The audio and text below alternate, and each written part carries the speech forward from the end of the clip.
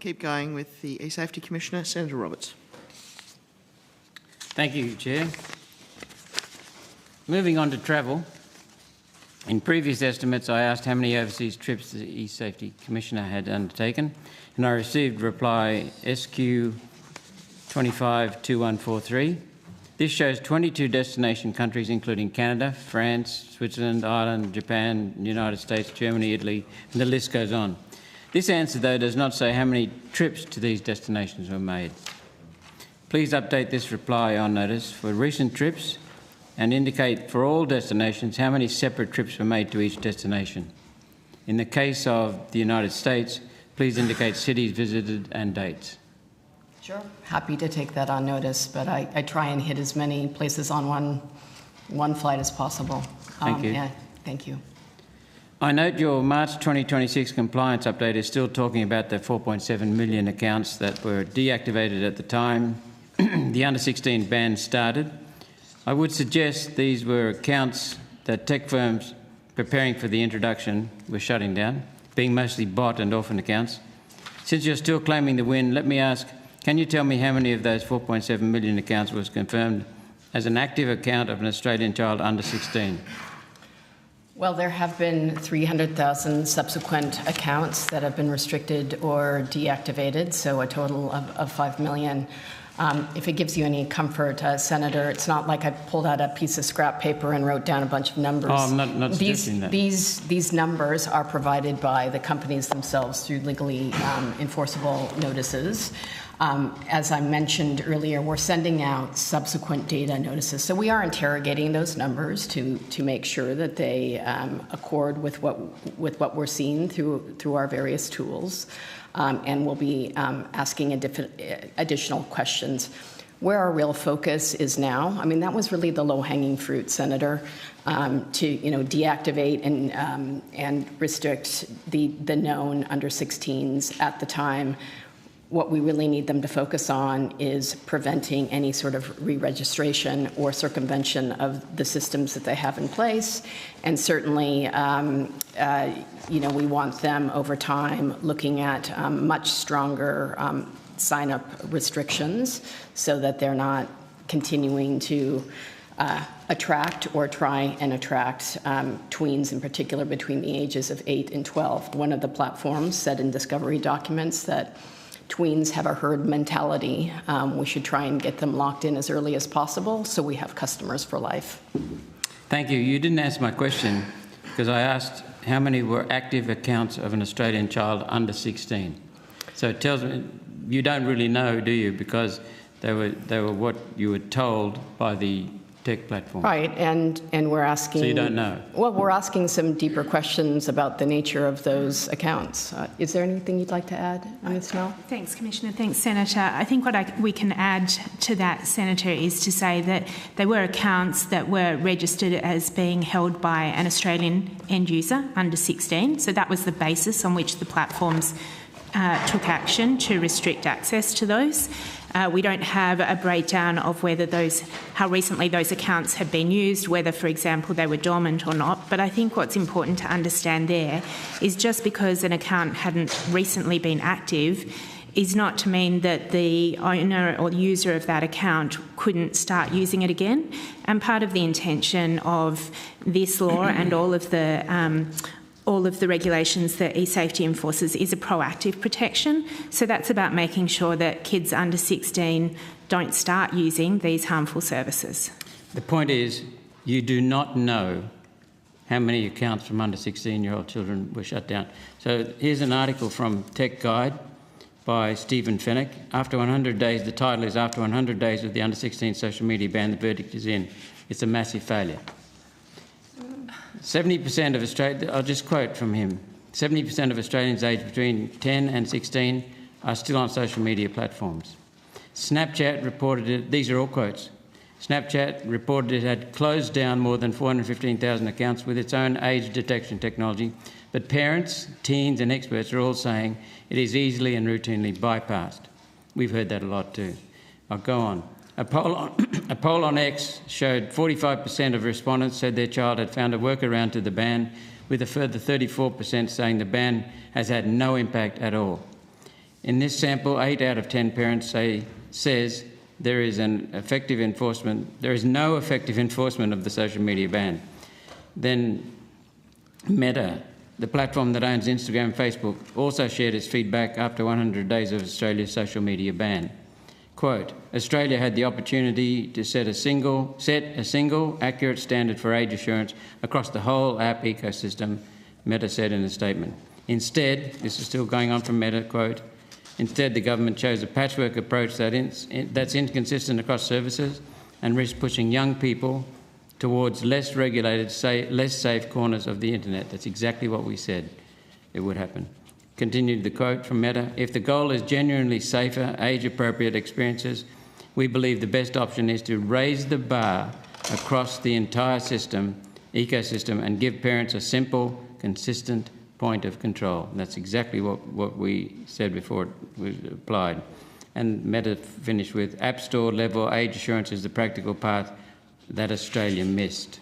Yes. So that's some comments. Oh, sure. There was a lot there, Senator, but let me say this is a pretty typical playbook I've seen many times before. You know, the platform that doesn't want to be regulated says that the third-party technology that they're using isn't efficacious, even though it's already been tested and it's not getting better. So they blame the policy or they blame the regulatory guidance. And then they say it should be somebody else's responsibility to age-gate our platform. We don't tolerate that in the real world. This would be like a bar or a pub saying, carding a child at the door is not our responsibility. We should make the brewery or the wholesale manufacturer be responsible for them getting into the bar. You own the risky environment. You need to own that space. Now, where I agree is there are things that we can and should be doing up and down the stack to help give these platforms more signals, and that's particularly what the Apple's age range API does. And interestingly, some of the companies have taken it up and some have not. I think it's also interesting to note, because you mentioned Meta, and I think they put in their blog that they had deactivated about 554,000 accounts. They were asked in court in New Mexico because they told the New Mexican government they couldn't deactivate accounts for New Mexicans, and they pointed to the fact that in their own blog they were able to do this. So I take a little bit of that with a grain of salt. The 70% number that you mentioned came from our public compliance report, and that's accurate. 70% of kids who are on Snapchat, TikTok, Instagram, Facebook, and who am I missing? Instagram, Facebook, TikTok, Snap, YouTube. We're still on, and in many cases, they were never even asked to age verify. So that is precisely why we're taking on and we're looking more closely at those 5 particular companies, because what we have seen in terms of our data is the holding of young people with under 16 accounts on social media has decreased by 37%. If you think about any other public health movement over a 3-month period, that's a very impressive reduction. And this is what we're going for. We're not just looking at numbers, we're looking at harms reduction and realistic harms reduction, and that goes alongside the reduction of young people on these platforms. So that's a really important measure, not the initial. I mean, obviously, it's impressive that those initial accounts were deactivated, but the test for the companies right now and whether they're continuing to improve and live up to the reasonable steps is whether they're preventing them from re-entering and re-registering their platforms to let them back on. With respect, there were parents quoted, surveys quoted, big tech platforms quoted. And I remember one of the moonshots, one of the Apollo moonshots. All of the Apollo moonshots had a quote that was their guiding theme. And one of them was, "In God we trust, all others bring data. You are giving me no data, you've had 3 chances, you've given me no data that tells me anything about the number of active accounts shut down."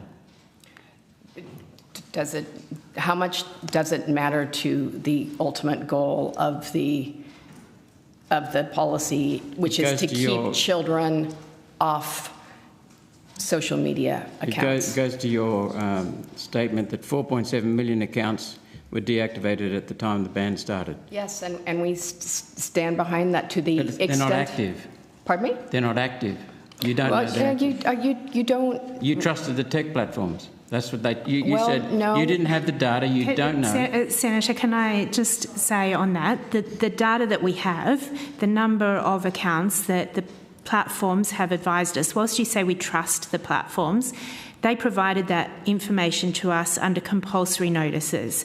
There's a penalty for them if they didn't respond to those notices. They all did respond. There's also a criminal offence if they provided false or misleading information.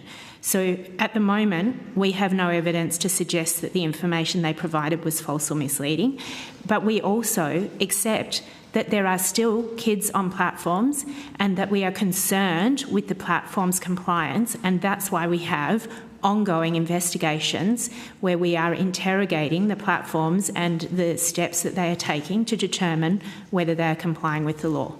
So you told me, the Commissioner told me that the tech platforms have provided the number. There's no way that you can check to see which were active. You don't know how many active platforms were shut down, how many active Senator, accounts were shut down. The legislation asks platforms to prohibit under 16s from being on their platform. It doesn't mention active or inactive users. So that's data that is not necessarily needed for the purposes of compliance. If you're talking about 4.7 million accounts were deactivated at the time, the public would take that as 4.7 million under 16-year-old children have been deactivated from their internet accounts. That's not what it means at all. Well, actually, it's important to go back, and we can provide you further information on notice, but these numbers weren't totally plucked out of thin air. We worked with the platforms using our Section 20 transparency powers a year prior to this coming into place to ask them to give us a realistic estimation of how many under 16s they had on their account there. We did some of our own youth research, and we triangulated those. It was a multi-method type study. So the numbers that they provided us is not out of the realm of what we expected based on that earlier set of research and transparency data. But really, if you look at the regulatory guidance and what we've asked the companies to do, the first thing we asked them to do, again, the low-hanging fruit, was let's just start by getting rid of the under 16 accounts you know exist. Some of them may have been deactivated, some of them may be live, some of them may have been double. But the important part of the taking the reasonable steps is exactly what Mr. Fleming said. We're trying to reduce the number of under 16s that have and hold accounts on social media. That is the measure, and then the harms reduction that affords them by not being exposed to the harmful and deceptive design features on these social media platforms. So I don't want to get caught up on those particular numbers because they give us a baseline, but we've moved on in terms of what we're looking at with respect to compliance and lifting that compliance. Senator Roberts, last question. I'll just make the call. Doesn't matter how many times you say it. The 4.7 million accounts that were deactivated at the time were not all active. We know that. You also are trusting the tech companies, the tech platforms that you say should not be trusted, and you also say that the person who owns the risky environment should be the one enforcing it. That's the parent, and they have the tools, but you've gone bypassed the parents. No, I'm talking about the platform, the online space. Of course, parents have an important role, but they're not targets of compliance. We're trying to empower them to do what they can, to be engaged in their young people's digital lives. And from everything we have seen in terms of the increase in visits to our website and the conversations we're having and even the letters we're getting into the office indicates that the parents have been hyper engaged, which is great. if the goal, I'll quote, if the goal is genuinely safety, it echoes something I said before the ban came in. If the goal is genuinely safer, age-appropriate experiences, we believe the best option is to raise the bar across the entire ecosystem and give parents a simple, consistent point of control. App Store level age assurance is the practical path that Australia missed. No, So it's not all roses. No, actually, we did put some restrictions on the app stores in the context of our age-appropriate design code. But again, that to me, Senator, that's passing the buck. You're the social media site that is building this deceptive and harmful design features to keep young people on there and to track them in the first place and to monetize them. You have no responsibility for, being the bouncer at the door to make sure that young people or underage people aren't getting in. I don't see how any organization could shirk that responsibility. There should be shared responsibility up and down the stack, but it shouldn't be, in my view, primarily on the app stores or the devices, but if we need more protections on both. Parents are the best. We've undermined parents. One thing, if I can just add one thing, Commissioner, thanks, Senator. I think it's also important to understand that a number of these services are accessible via the web without need of having the app. So if you had the requirement only on the app stores, then young people would still be able to access these services by logging into an account through a web browser, and so that would not achieve the result. That's why it's important to have it at the level of the service itself. I'm saying give the parents the responsibility back. Thank you, Senator Roberts. Parents are the ones that asked us to introduce the laws. Many opposed it. Okay. Parents are the ones that asked us. Many opposed it. Parents asked Yeah, us. okay. Thank you, Senators. Senator Walker. Thank you, Chair. Thank you, Commissioner. I just have a few questions. As the government's e-safety regulator, can you provide examples of how social media platforms build their platforms to promote or cause harm? Right. Well, there's a growing bit of literature and also litigation. I think that you have seen. I mean, we've been talking about safety by design since 2018 and been trying to work with the social media platforms to develop that. I mean, some people refer to this as a social media ban. Some refer to it, we refer to it as a social media delay. But in some ways, what we're doing is more like a product safety recall. They have built platforms and services that all of us inhabit, including our children, that are flawed by design, that are gamified by design to keep kids entrenched. When I was in the industry, we used to talk about platform stickiness. And so part of this is how they build features and functionality, but also it's how they build the recommender systems or their algorithms to serve content to people, and they, of course, amplify outragement.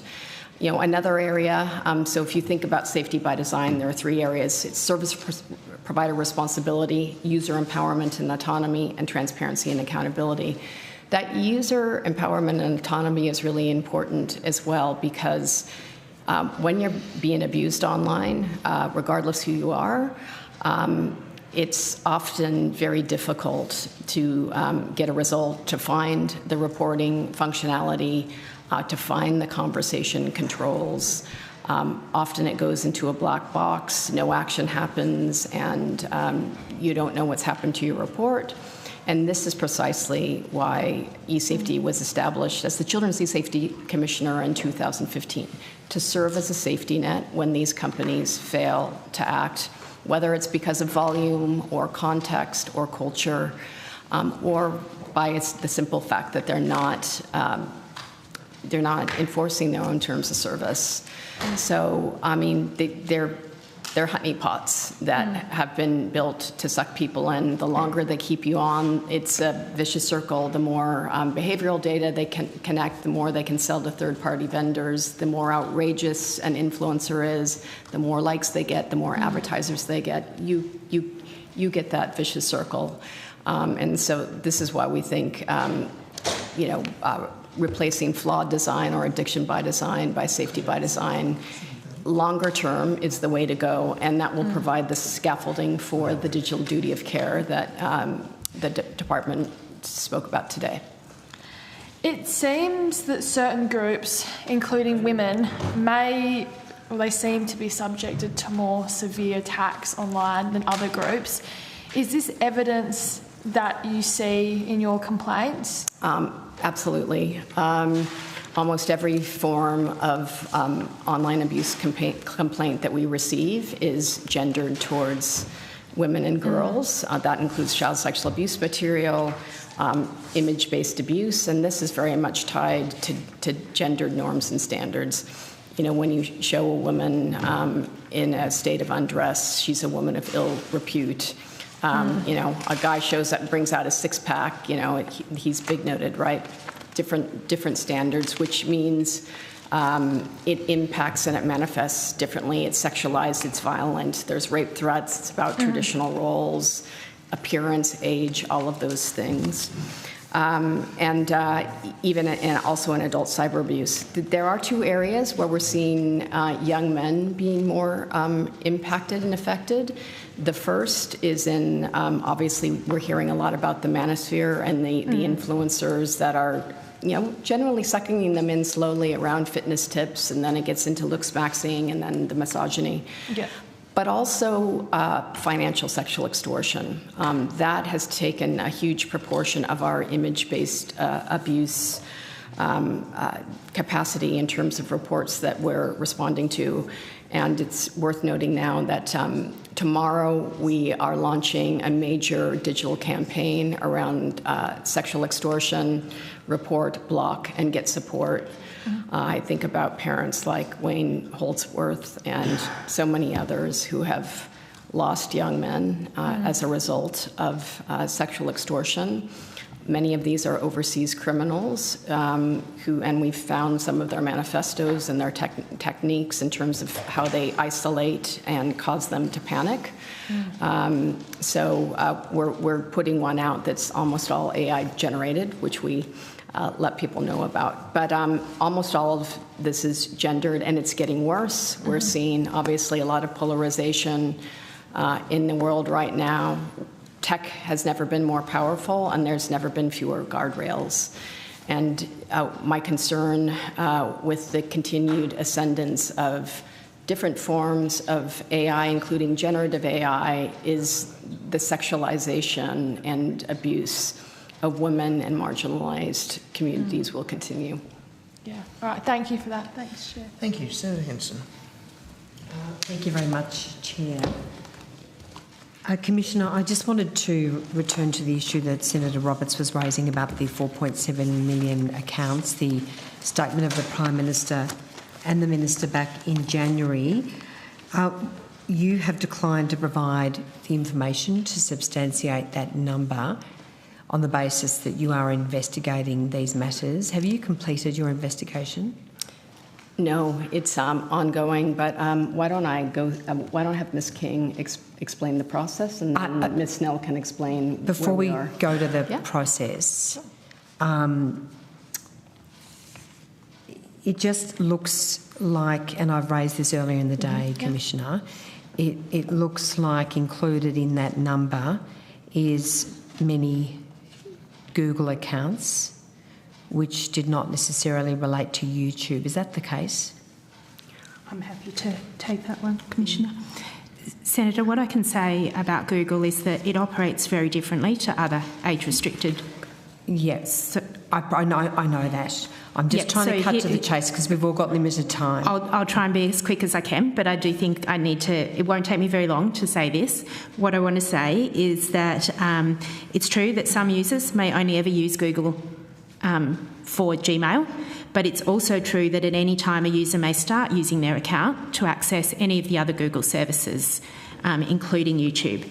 And so we would say that it's appropriate and necessary for Google to ensure that all under 16 users who have a Google account are not able to access YouTube, whether or not they've ever used YouTube before. And so, yes, given the popularity of Google more generally, it's true that it comprises a large number of under 16 accounts that have had their access restricted. But our research also shows from our behind-the-screen report that YouTube is by far the most popular age-restricted social media platform for under 16s, with around 70% of young people indicating that they use YouTube. Okay, I'm just trying to understand. I mean, the more this goes on, Commissioner, the more this looks like there's something to hide. So the Prime Minister and the Minister made an announcement. It looks very much like the 4.7 million social media accounts included, perhaps more than 1 million Google accounts. I don't know. I'm asking for that information. I'm trying to reconcile the numbers because the numbers don't add up. Well, and you know, to hide behind to claim that this is some sort of investigation, using the rules of the Senate, and an investigation would normally relate to something much more serious. This is an inquiry that you're making, and all I would ask is that you are transparent about those numbers. Are you able to confirm how many Google accounts were disabled, closed down, discontinued? So we've made a PII claim in respect of that, so that's a matter for a different process. What I can say is that these are not just inquiries. Can we get a copy of that PII claim? Have that been circulated? It was in relation to the Quans. Oh, sorry, the earlier claim. Sorry, there's not been a fresh PII claim. No. Apologies, yeah. What I wanted to say is that these are not just inquiries, these are investigations that, if we take proceedings in the federal court, could see a service provider fined or penalised with civil penalties for up to nearly $50 million. So these are very substantial investigations, and it's appropriate that we protect the integrity of those investigations. And the numbers were obtained under compulsory information requests that we use for all of these investigations, and it's important that the process of issuing those notices and maintaining PII over that information whilst we progress our investigations matters not just for these investigations but for our ability to use those powers effectively now and into the future. Okay, so included in that number were the Google accounts, including an account that a young person might have had for the purpose of signing up for Gmail. But that they could easily use to access YouTube at any point in time. In a logged-in state? Yes. Yeah, they can still access YouTube, not logged in. That's correct. Okay, so is that explain the difference in the numbers?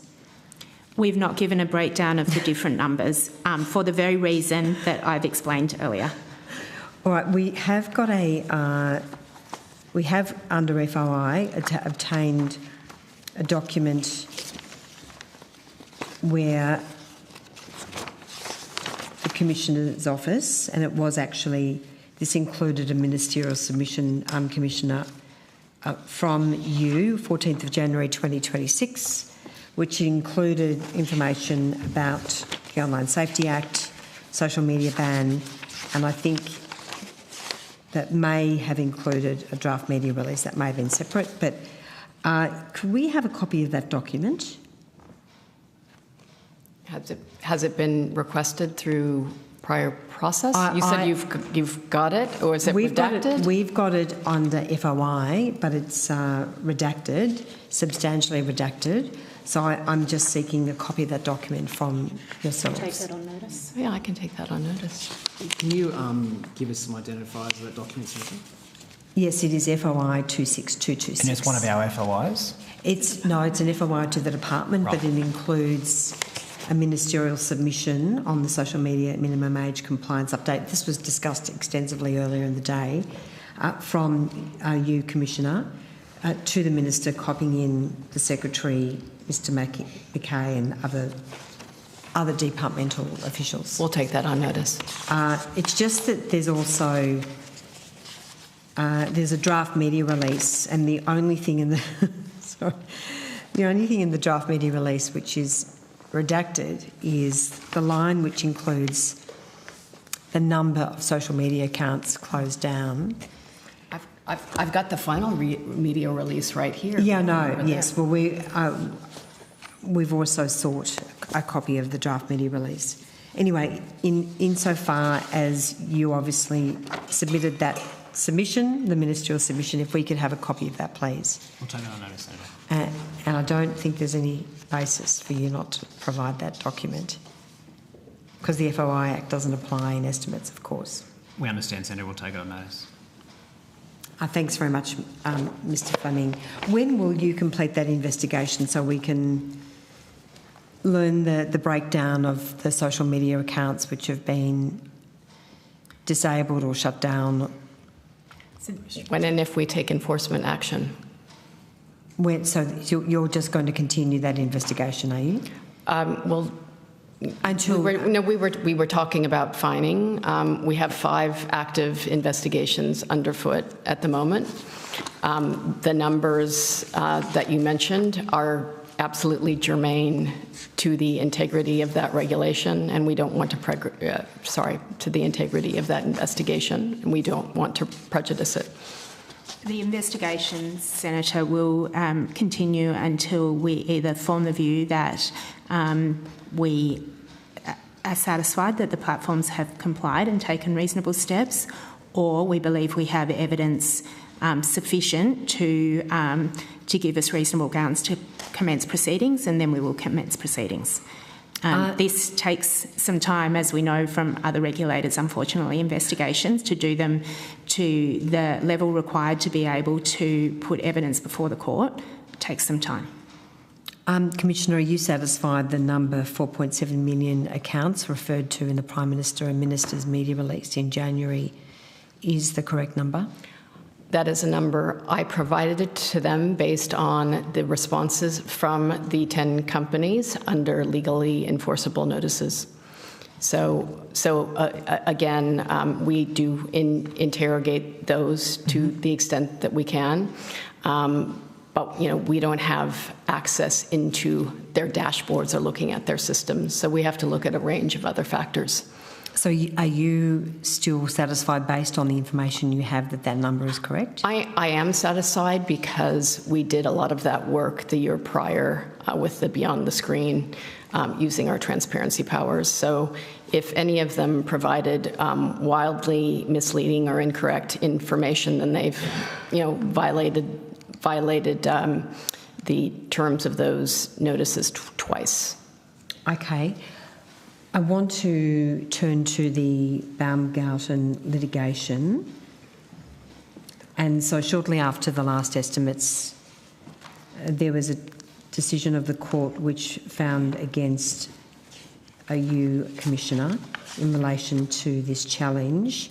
Firstly, to your legal costs. So there's been a... Sorry, which... This is the Baumgarten, Celine Baumgarten litigation. So in a FOI document 26039,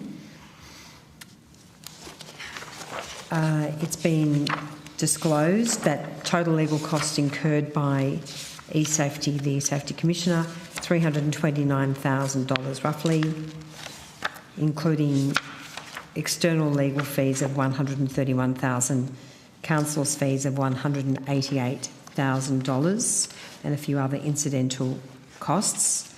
Were there any other costs incurred in relation to that litigation? Because I'm looking not that I'm aware of, but I will refer to Mr. Fleming. I'm looking at the document as at the 27th of February 2026. I'm not aware of any, Senator, but we can take that on notice. What about Ms Baumgarten's costs? So before those proceedings, each party agreed to bear their own costs, so we didn't have to pay any costs. And if we won, she wouldn't have to have paid our costs. She wouldn't have had to have paid yours. That's right. Okay, so there was an agreement before. An agreement in relation to costs. Okay.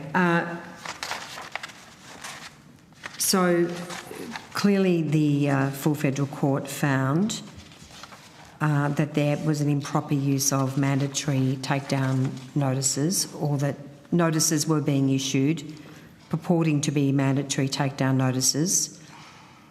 And in the case of Ms Baumgarten, her appeal prevailed. And this has been previously ventilated in December of last year. Can I ask perhaps to you, Mr Fleming, what processes have you changed within the Commission following the decision that was made by the full federal court?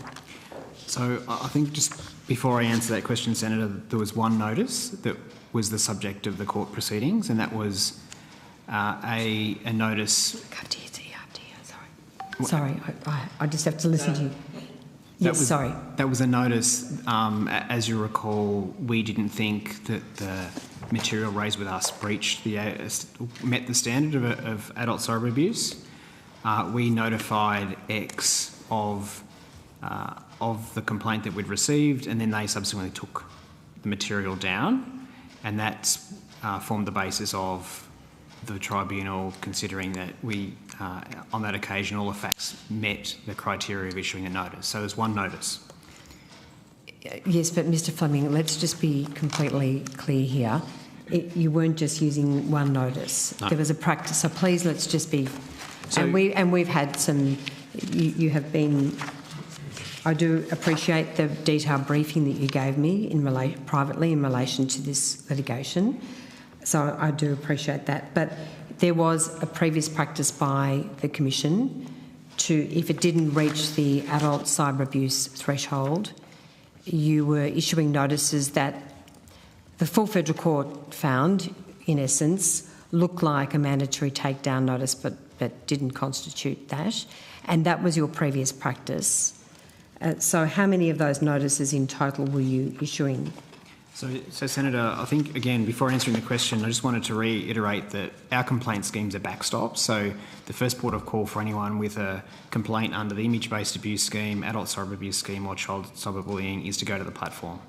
And so the platforms then are meant to consider that complaint against their terms of service, and if they don't take it down, then that we can look at that complaint to see whether it meets the very high thresholds of those schemes. So you recall that our annual report records the number of what are called complaint alerts in it. So this isn't some secret process. This is something that's recognised and recorded in our annual report. No, but I'm just saying you were talking about one notice only. Well, I mean, I know it was one notice in relation to this litigation. Well, there's a formal removal notice, and then yeah, I understand that, but you were issuing complaint alerts, to cut and if they were all tested by the federal court, the court would have found that they would have been non-compliant. So Senator, the one important process fact that was different in this matter and in no other matter, and we have received no other complaints, was that the platform took action on the basis of a complaint alert.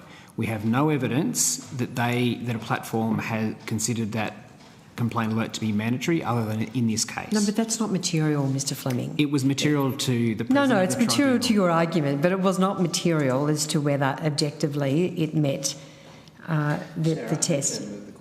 Yeah, sure. Anyway, could you just go to that figure? How many mandatory or complaint alerts were you issuing, or had you previously issued, which arguably were not compliant? And could you just let us know what practices you've changed now to ensure that you're compliant when you issue a complaint alert which does not meet the threshold? So I can deal with the complaint numbers and maybe then pass to Ms Snell for the changes. So. And these, as I say, these are in our annual report, so anyone can go online and look these up. But in terms of the complaint alerts in 2023-24 and 2024-25, and because there's three schemes, I'll read these out and it might take a little while. So in terms of Meta, 1,214 alerts across all schemes, so that's image-based abuse, adult cyber abuse, child cyberbullying. And that's for 23-24 and 2024-25. And in relation to X Corp, there's 78 alerts across all three schemes, so image-based abuse, adult cyber abuse, child cyberbullying, 23-24 and 2024-25. And that's the total? That's the figures I have for those platforms. The generic number is in our annual report. And what's that number? What's the total number? I'll go back to the correspondence that we had. Now, is it correct that a complaint alert does not ask them to do Anyway, anything specific? while you're looking for that, so just to very quickly, because we do have to move the call on. Very quick. Just so what's changed now about your processes so that you address the situation which occurred in the Baumgarten litigation where a non-compliant complaint alert was issued? A couple of things, Senator. Firstly, the language of any of those complaint alerts has changed. So we're very clear up front that this is not a formal removal notice. Okay. So we're very clear about that in the language of it. That's the primary change to the documents themselves. We have also reached out to the main platforms that we deal with regularly to seek the appropriate contact details for providing that sort of information, because one of the issues in Baumgarten was that the only option we had for communicating with X was through their legal portal, and that was one of the factors that the court determined meant that it was a formal notice, and yet that was our only option. And Commissioner, just very briefly, a lot of money was spent on this case. And when I asked you about this last December, you said it was very important that you took this on appeal to the full federal court. Clearly, you didn't prevail. Can I ask, Anna, can I put to you that this was a very significant amount of money that did not need to be spent when all you needed to do was accept that your takedown order was not compliant? Well, we actually had guidance from broader and higher levels of government that it was an important precedent that would affect many regulators, not just us. And that's, So it was approved. You sought approval, did you, for this litigation? yes, we had support. And by whom? Who gave you approval? We'll move it after this. Do you want me to take that on notice? So, Senator, we consulted across government, so with a range of agencies. Sorry, who did you consult? I didn't hear. Across government. Across government. So did you seek approval through? It wasn't necessarily approval, it was just to make sure that the principles that the Commissioner mentioned were actively explored through any litigation. Okay, if you want to Okay, yeah, thanks, Chair. Senator Shoebridge. Thanks, Chair. Nice to see you all tonight. It's still nice to see you, Minister. Should we do this again tomorrow night? We should do it again tomorrow night. Commissioner, you've assessed 10 platforms as being covered by the social media ban, but the way the legislation's drafted, it just simply has a definition of social media ban, and if you meet the definition, whether or not you assess it or not, you're covered. What is the effect of you assessing as a matter of law? Well, we don't have, and we didn't have specific declaratory powers, and I think there was a lot of confusion amongst the public that we thought needed more clarity, but also in terms, I mean, if you asked any platform, they would opt out. We saw a lot of shape-shifting in terms of, you know, last year we were a social media site. This year we're a video sharing platform, or we're a messaging app, or we're a camera app. But the issue is, Yeah. if the primary purpose is to enable online social interaction. Yes. So whether you assess or not, if that's its purpose, they're covered, right? Yeah, that's a very broad, yes, and it's, go ahead. And so you know, we often talk about it as though the drawbridge is pulled up with the 10. So right now, as we're having this discussion, well, is Telegram a social media? It is, we consider it more of a messaging app, but let Ms. Snell. Truth Social? Senator, before I get into the individual ones, the importance of the Commissioner having made an assessment goes to the use of our powers to investigate and enforce the social media. So for the Commissioner to be able to issue or to give the compulsory information notices that we have issued, the Commissioner needs to have a belief that the service is an age-restricted social media service. No, I accept you obviously can't use regulatory powers unless you think your target is a social media site. But there are a series of platforms that, as I look at them, would absolutely meet this definition. And we've not said that they're not. What we have done is focus on the ones that are most used in Australia by under 16s. Well, why don't we look at WhatsApp? Every time I open WhatsApp, I've got some new option in how it can operate, where there's now what channels? There's communities. There's my status feed. There's incognito now, which is ephemeral media. So we've told WhatsApp, we've told Roblox that the more social features that bring you closer to the definition, you might have been assessed at this time as a messaging app or an online gaming app, but the more social you become, the more likely you are to. Well, I mean, I don't know how many more you'd need to add than what WhatsApp has to meet that definition of a social media platform. And also when I look at your data, the data that you published about migration, according to your own data on user migration, was it in December, WhatsApp was one of the most downloaded apps that month and clearly was a place that people were migrating to, young people were migrating to. So what is the situation for WhatsApp now? Is it a social media app? It is not assessed as a social media app. We're continuing it quacks like We've a duck. not done a We have not done a reassessment. It may be timely for us to consider doing a further assessment of it, Senator, but we haven't at this stage. Also on the migration figures, we're tracking those on a regular basis, and so whilst we might have seen downloads at a particular point in time, we've not seen anything that has sustained over time. And Senator, the other thing to mention is I just got a status update from somebody. The rules made under the Act exclude categories of services, and one of those is messaging. So it's once you're in, you can also be out because of those rules. So we have to work through that process. It's a feature, not a bug. Well, I mean, and again, look, why is Snapchat in, but Messenger and Messenger Kids out? I can't see a meaningful distinction, and I can't see where you've published anything that explains that. I mean, we had to look very closely, feature by feature, but for instance, there were Snap Streaks, which is a gamification feature that's meant to, keep kids snapping. I don't think there is a similar feature like that on WhatsApp. There are beauty filters. There is ephemeral media, which there now is as of today on WhatsApp. So again, it's ultimately up to the platforms themselves to assess in, but if we start to get wind of the fact that this is looking more like a social media platform or social media interaction is a significant purpose, then we will relook.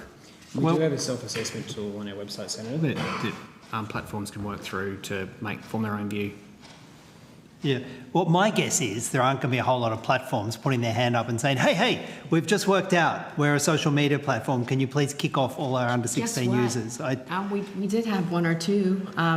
Blue Sky did, and as did Lemonade. Well, yes. I mean, but two unicorns doesn't make a summer. But they're rainbows. Yeah, indeed.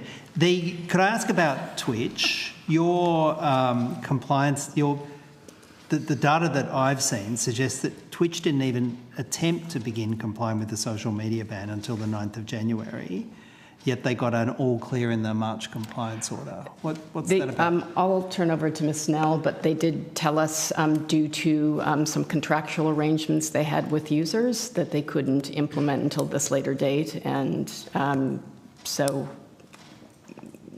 even though they had a statutory obligation, they said that there was some contractual, that's not normally how the law works, that you can rely upon a private contractual arrangement to overcome a statutory obligation.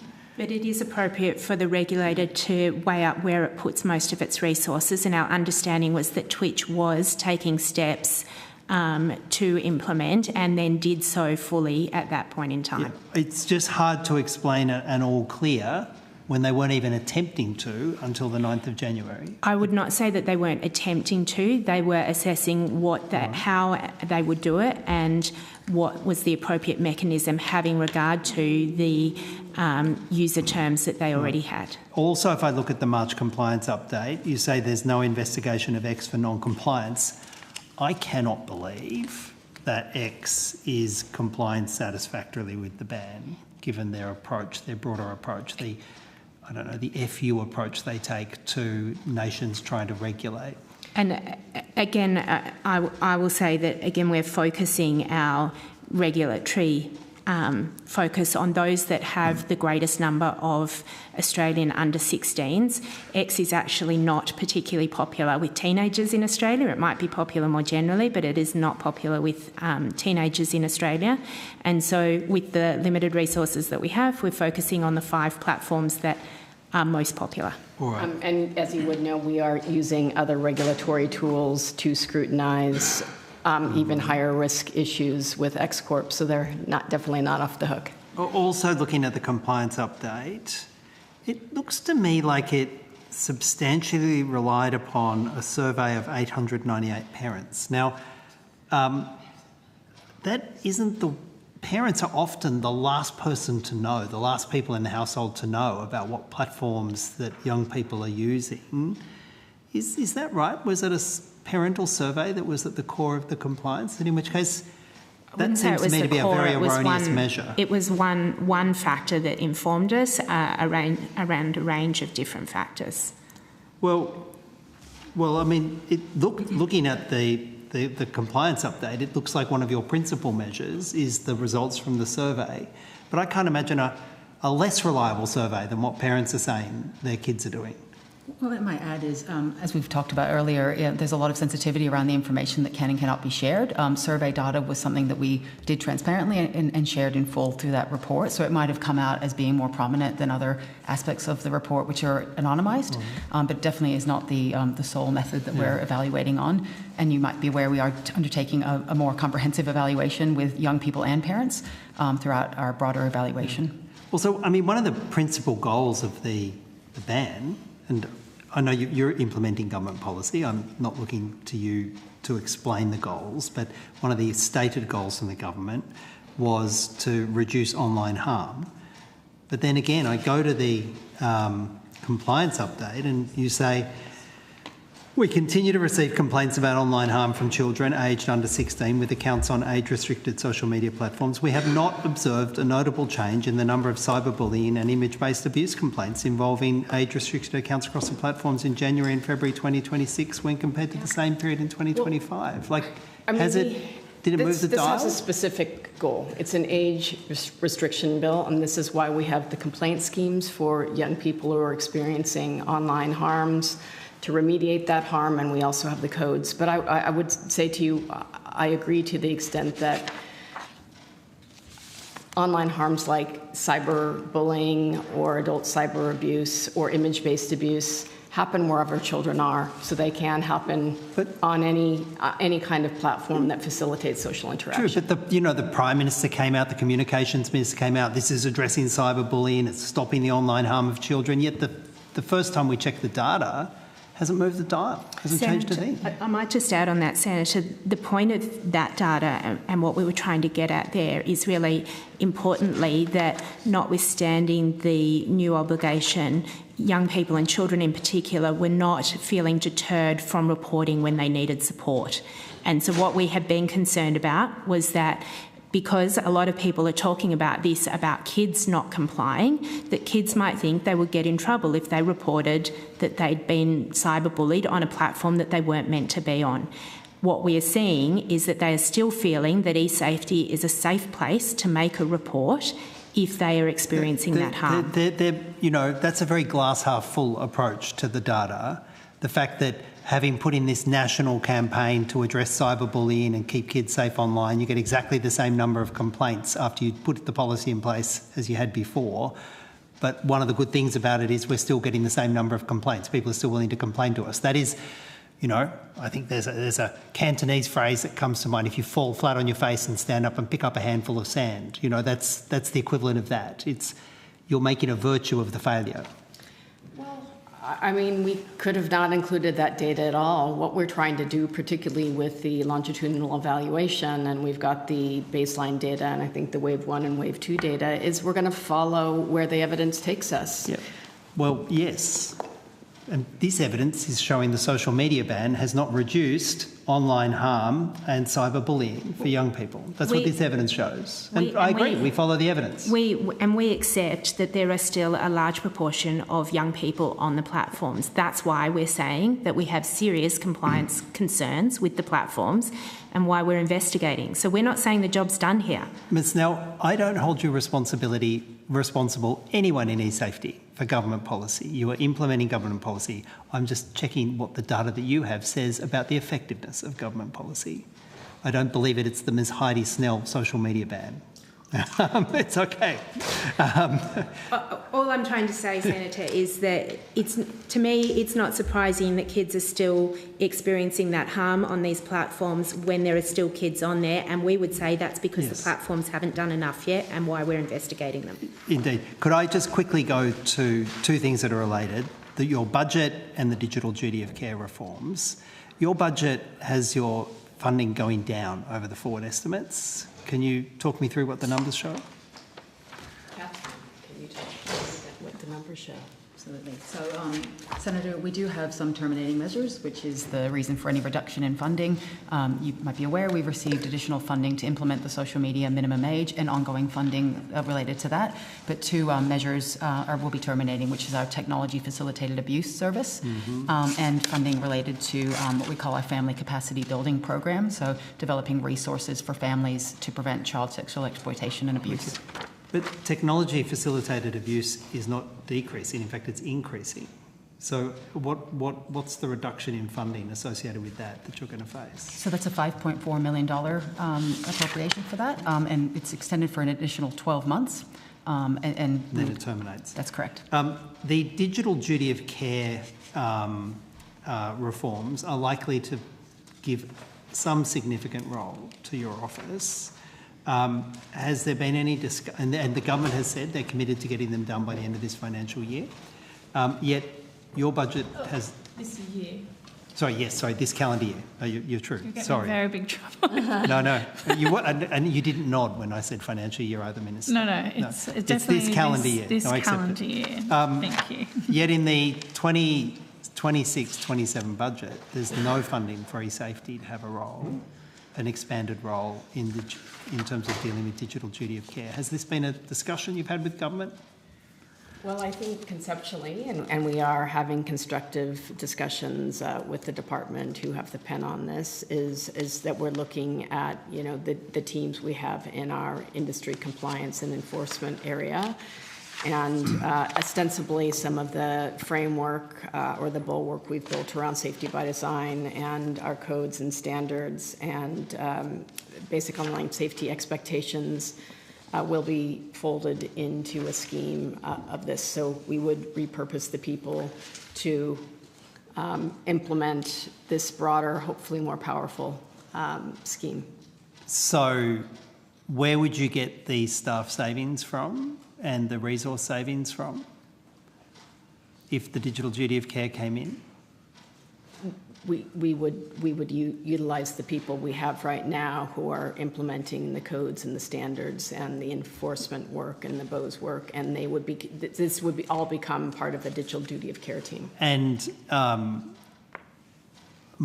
given the digital duty of care covers a vastly greater amount of activity than any of the codes, it's hard to see how translating a team dealing with a modest level of online activity to across-the-board platforms and online activity.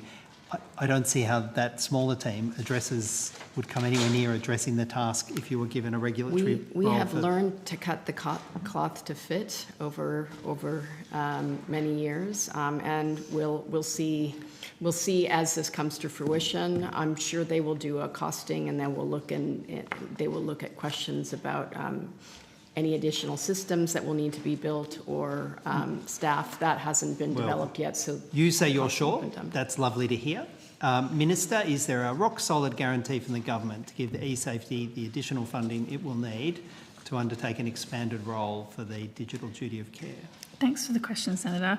We're developing the legislation at the moment, so what the role of e-safety will be determined throughout that process.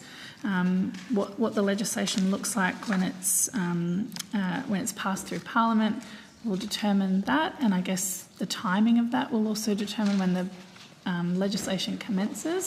So there's a few what ifs, but we'll work constructively with the E-Safety Commissioner. I think that was the starting point of the Commissioner's response to you, is that we're working constructively with them on that. But we take your point that there's a lot of work involved.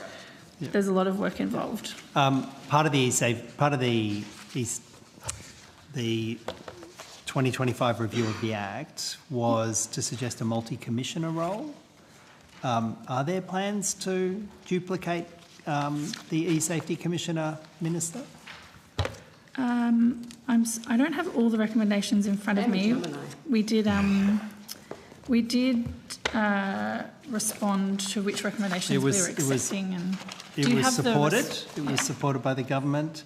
Right. Multi-commissioner model. Supported in principle. The recommendation to move to a multi-commissioner E-Safety Commission model. That's my answer. I can say that the job has grown immensely over the past 9.5 years. Has there been any approach to you from the government to progress that recommendation? I think they're still working on governance.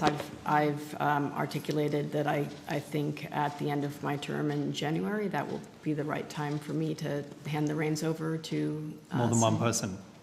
More than one person. Okay. All right. Thank you, Commissioner. Thanks to the team for the work. Thank you, Senator Schubert. Senator Smith. Thanks very much. I just want to go to some general process issues so I understand how things work inside the E-Safety Commission. So in other parts of the government, they have various guides available for staff. So I'm just keen to understand whether or not there's an OPD, as in order for the production of documents, guidance note or guidance document, that's available to staff in the E-Safety Commissioner when responding to OPDs? You may understand we have a unique governance model where everyone who works for me is an ACMA employee. But I will turn over to Ms. King to talk that through. Thank you. We do have a series of standard operating procedures and policies. We'll take on notice anything specific to OPDs, but I'd be happy to talk you through what that process is. But we would, for our parliamentary team that handles those, has a series of procedures as well. So, yeah, so on notice, if there is a OPD guidance note, yes, or documents that assist the parliamentary team in providing and fulfilling or providing advice and fulfilling requirements of the Senate, that would be good to know. Secondly, when correspondence is being prepared for the minister in regards to matters relevant or involving the E-Safety Commissioner, are they drafted and prepared by the E-Safety Commission alone? So correspondence to the minister or for her? Correspondence to her that she would put her signature on to other stakeholders, to other parliamentarians? No, Senator, we would not have a role in developing correspondence for the minister. Who would develop that role? Who would develop that correspondence? That would be the minister's office, and her staff would be... Only the minister's office? I can't speak broadly for her process. Possibly from support from the department. Possibly, exactly. Oh, I think I've given the Secretary of the Committee 2 documents, so we might just circulate those.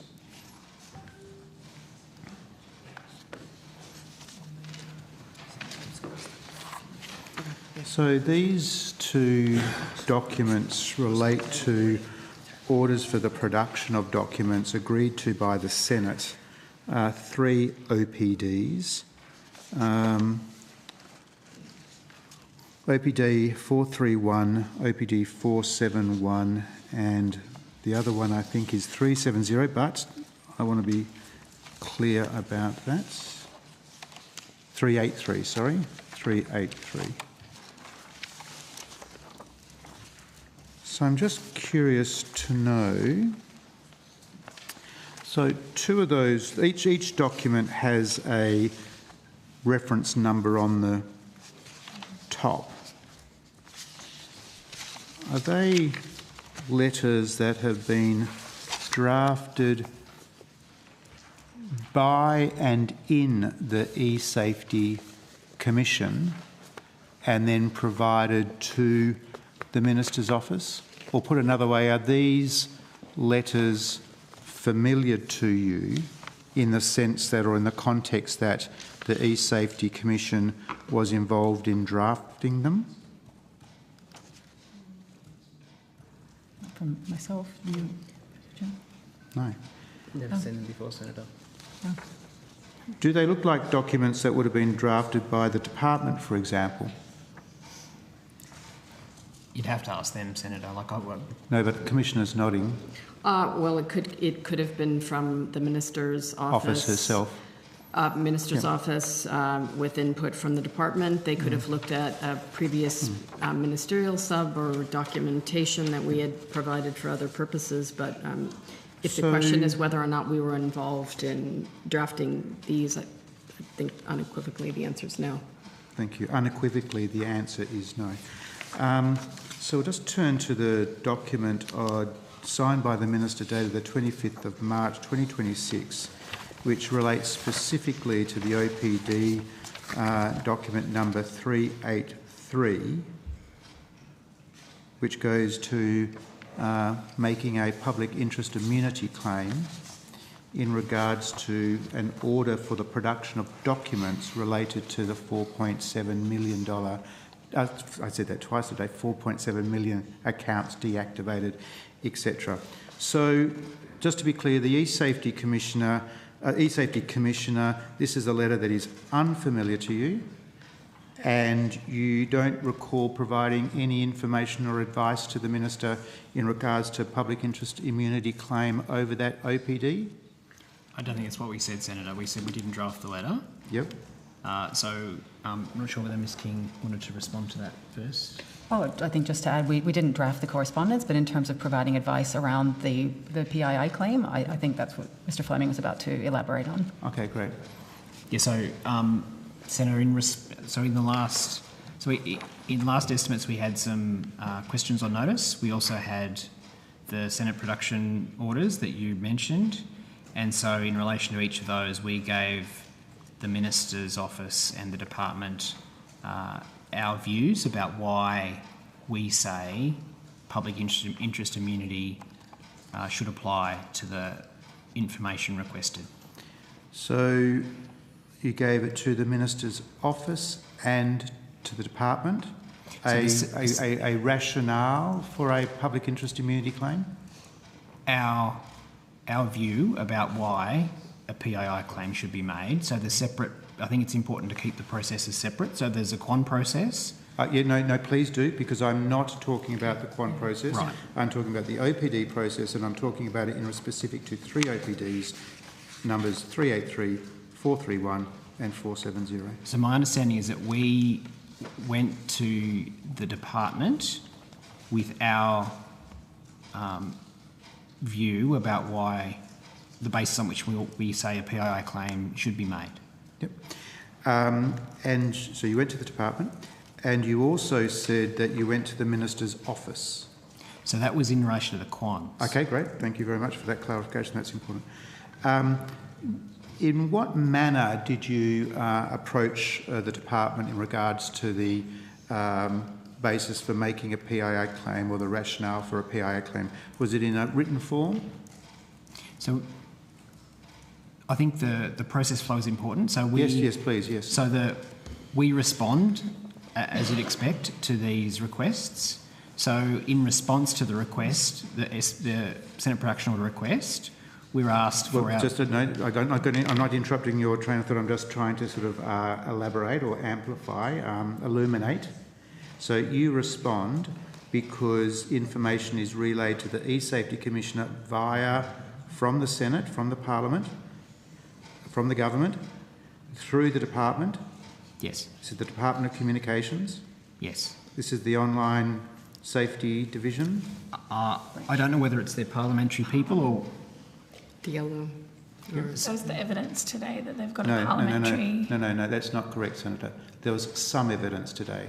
What I'm doing is completing the evidence. Oh, no, I was just talking about which branch. Oh, yes, no, that's correct. Yeah, sorry, Yep. apologies. So it goes to the department sends it to you, and who does it get sent to? The Commissioner, to you, Mr Fleming, as General Counsel, or the Parliamentary team? It goes to our parliamentary team, and they play a coordinating role for any requests for OPDs, and they identify the appropriate line area and include the senior executive related to that for visibility.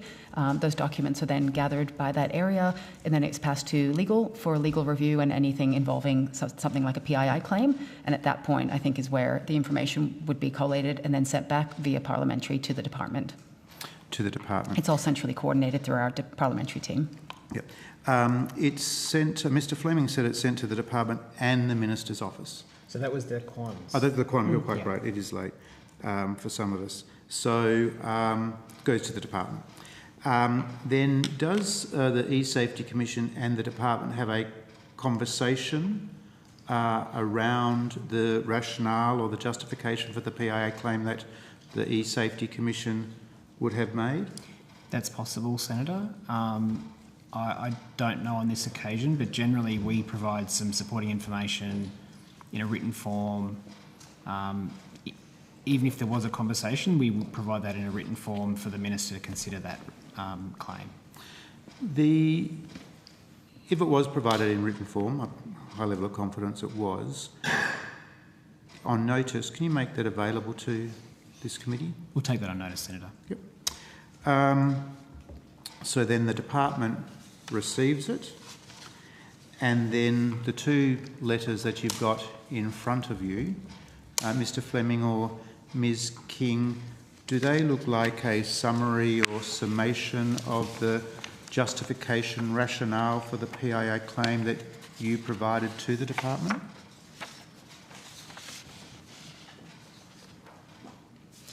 I think it's fair to say, Senator, that they're broadly consistent.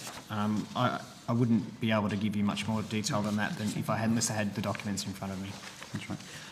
On notice, could you just review the letters, and if there are any omissions in regards to the information that you provided to the department, that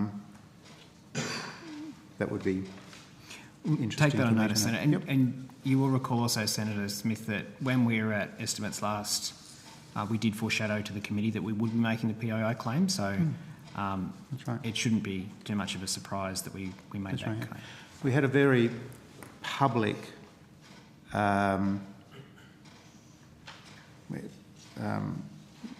late last year or earlier this year, there was a very public demonstration of how a department had completely misunderstood, I'm being generous, misunderstood how to respond to OPDs, and it was necessary to furnish some advice from the Senate clerk to the department in the public arena. The consequence of that, I'm happy to say, was that the department updated, improved its OPD guidance for officials so that the government, in the broadest sense of the word, could respond in a responsible way to these orders of production, which are made by 39 plus senators. Because as you'll appreciate, they require a majority of senators to agree with them, and they are decisions of the Senate. So, okay, thank you very much. Thank you very much for that.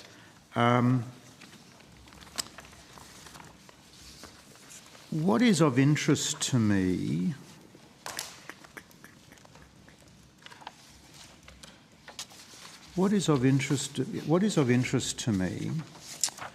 is that in the... So there was an OPD, 383, then there were two compliance orders of the Senate, insisting that the original OPD 383 be complied with. Normal practice, they were agreed by a majority of senators, so they became enforceable.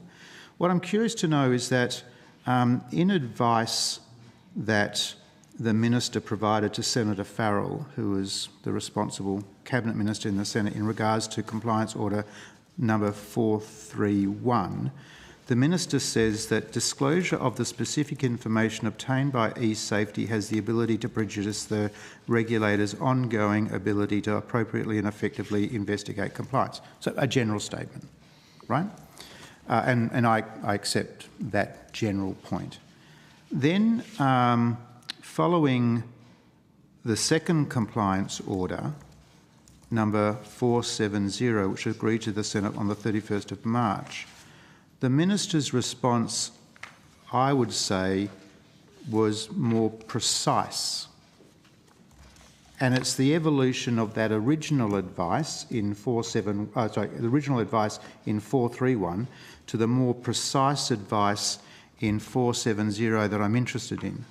And the advice in regards to 471 said, the release of any further detail or information could prejudice the E-Safety Commissioner's ability to effectively engage in compliance and enforcement activities, so very similar to the first statement.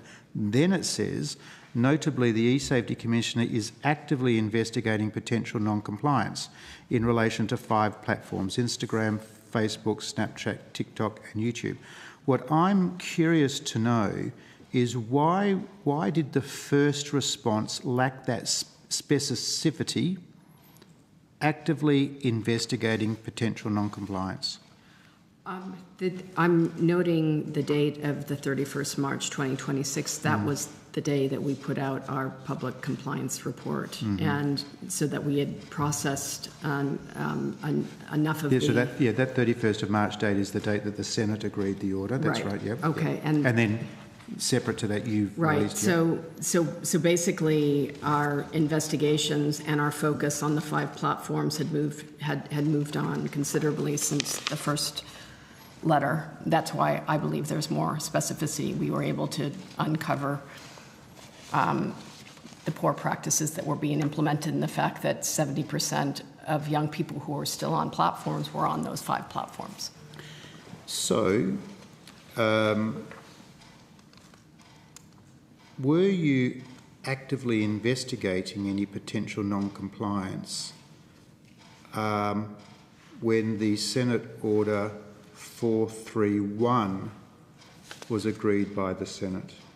So, Senator, we've been actively investigating since 10 December 2025. Since 10 December, yep. And so the only thing that's changed in that period is the listing of platforms in our compliance report. I'm not sure, Ms Stell can say how many notices we've issued, but we've issued a number of notices to a number of platforms. I think it's around 23 off the top of my head. So Senator, these have been ongoing investigations, absolutely. Mm-hmm. Okay. So what I'm curious to know is, the coalition was interested in getting the aggregate figures from each platform to trust and verify that the 4.7 million figure was accurate. Why is it that information that was provided to you in aggregate by each of the platforms, how does the disclosure of that aggregate figure, which then gets you to the 4.7, prejudice the investigations that are underway? Can you just explain that to me? I can start with that, Senator. I think it relates to the fact that information is obtained under compulsory information notices. And as the correspondence actually from the Minister says, our concern is that if we start disclosing any information that we receive that's identifiable in relation to a particular notice, that starts to undermine the integrity of those notices. Even the aggregate disclosure? Well, we've given the complete aggregate in terms of the 4.7. Yeah. If we were to provide it by platform, then that's specifically the information that an individual platform has provided in their individual response to a notice. And if we start providing information that we've received under these notices, then that disincentivises companies to comply with the notice or to give us the full information that we require under those notices. Okay. Not just in relation to this investigation, but more broadly. Why did you not, clearly lateral thinking people, world-class social media innovation, Why did you not offer to the Minister and to the Department to make the information available to senators like myself and Senator Henderson on a confidential or in-camera basis? Because maintaining high levels of public confidence around information that comes from the E-Safety Commissioner and particularly the Prime Minister is very, very important. So, and we know how public interest and immunity claims work, and there are certain opportunities for exemptions, totally understand that. So why, because public trust is very, very important, so why is that not an option available to the E-Safety Commissioner, or is it? Information is provided to the Senate on in-camera basis quite regularly with, and I can't recall a breach of the confidence that... Oh, I can. I can't. In-camera evidence. In-camera evidence? I can't. You might just want to take that on notice, Senator. Okay. I can't. Well, plenty of things have come out of private meetings. I've been here slightly longer than you, I and know, certainly in Senate and not committee hearings that I. And to be clear, not from yourself Oh no, or of course anyone. not. I didn't. That's not how I interpreted it. I'm talking about That's right. some other people in the Parliament. So just thinking laterally, because maintaining high levels of public confidence is important. We are at a very important stage of our investigation, and so wouldn't rule anything in or out, Senator. But I think at the moment the nature of the investigations is such that we're doing what you want to do, which is to test the numbers and understand whether the platforms are complying with their reasonable steps obligation, because I imagine the first question you'll ask us is, are they complying? And we need to have an answer for that, and that's what our investigation is focused on. So when is that investigation around the 4.7 million expected to be completed? Because some of that information has been publicly disclosed by platforms, but I still understand it needs to be verified. I understand that. As I said earlier, Senator, at the moment we are continuing to investigate. The investigations will conclude at such time as we consider that we have assessed and are satisfied that platforms have taken reasonable steps and there's no need for us to take enforcement action, or at a point in time where we are satisfied that we have sufficient evidence to bring some sort of enforcement action, whether that's more administrative in the terms of enforceable undertakings or civil penalty proceedings, at which point in time we will commence such proceedings. So today is the 27th of May. The Prime Minister's announcement was made on the 10th of December, and you're still unable to say with 100% confidence that the 4.7 million figure is accurate. We are still investigating, and unfortunately, much as I'd love to get to the end of the investigation as quickly as possible, these things do take time, and it is appropriate for us to exercise the due diligence to investigate properly and to consider that we have the reasonable grounds to bring proceedings if that's the case. And I will note that we're at just about 6 months at the moment, and in terms of investigations, I've got 25 years experience in regulatory investigations, and 6 months is not a very long time to have investigated something. For example, as the Commissioner mentioned in her opening statement, the ACCC proceedings that have just concluded in relation to Coles conduct in February 2022 commenced proceedings in 2024, so 2 years after the conduct occurred, and then another 2 years for the court process. Did the Prime Minister or anyone in the Prime Minister's office think to ask how long it would take to verify that 4.7 million figure in his public statement? I actually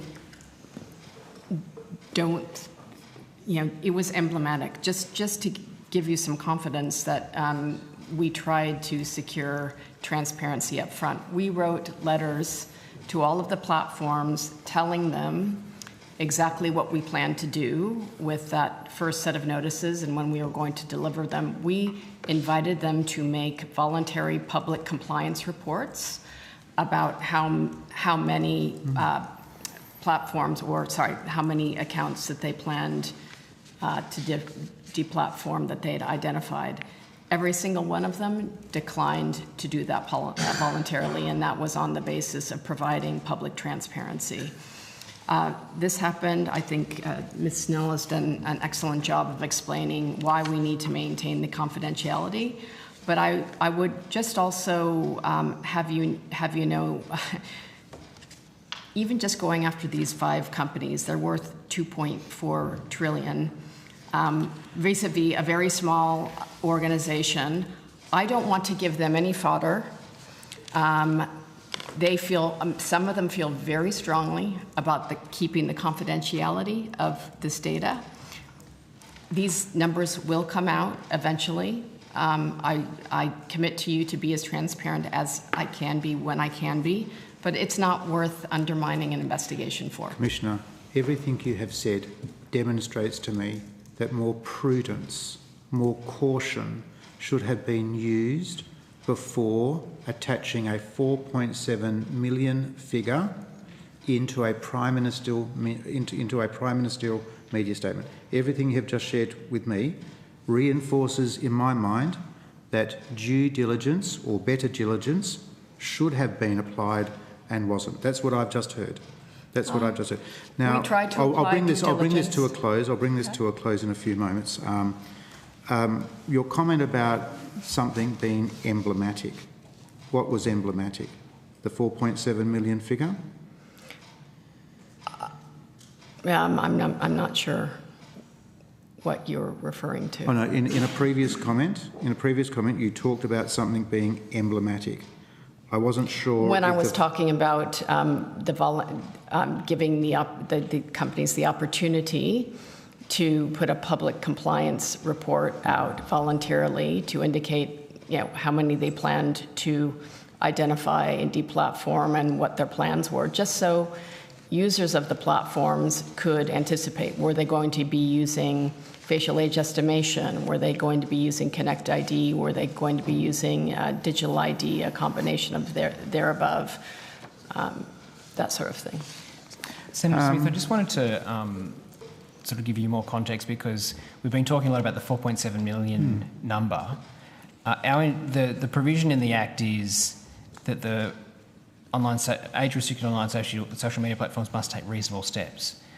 So it's not just about the 4.7 million, it's about whether or not they're taking steps to keep people off their platform, off their platforms. I understand that from your perspective, Mr Fleming. But from my perspective, it is about the 4.7 million. And from the Senate's perspective, it is about documentation which it has required, which it has asked for. So, yes, it is about the 4.7 million. First significant public statement, right?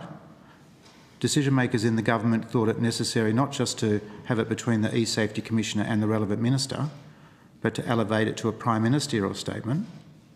And Senator Henderson and myself are curious why more diligence was not applied to the use of a figure like that in a prime ministerial statement, which 6 months later remains unverified. May I ask what that diligence would look like, Senator Smith? What do you well, the mean? absence of a figure, because it couldn't have been verified, is due diligence, is a diligent response, or a figure that was somewhere between 0 and 2 million.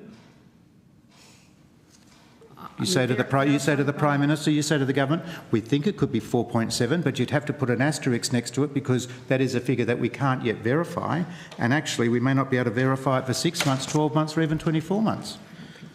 So because that statement on the 10th of December was designed to deliver a high level of public confidence in this initiative, and at the heart of it was a data set, a statistic that remains unverified. I just do not think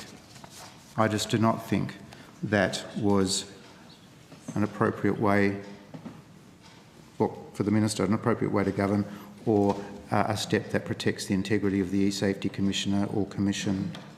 Sorry, Ms King. No problem. I just wanted to add, obviously not speaking to the Prime Minister's statement, but to the E-Safety Commissioner's own statement, it does make clear in that statement that this was an early indication of platforms taking some action, and this was not a sign that it constituted compliance. So I think E-Safety was very mindful to make sure that any figures were caveated.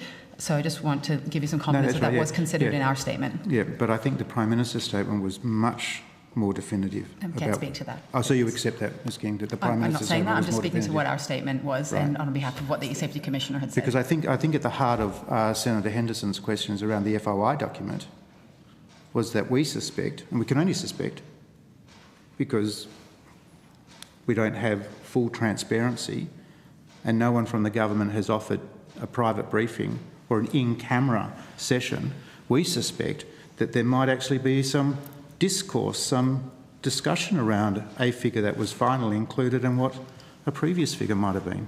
Anyway, that is a guess on our part because we're not able to substantiate it. My last point, Commissioner, you did say in response to some questions from Senator Henderson that you were satisfied that the 4.7 million figure was accurate.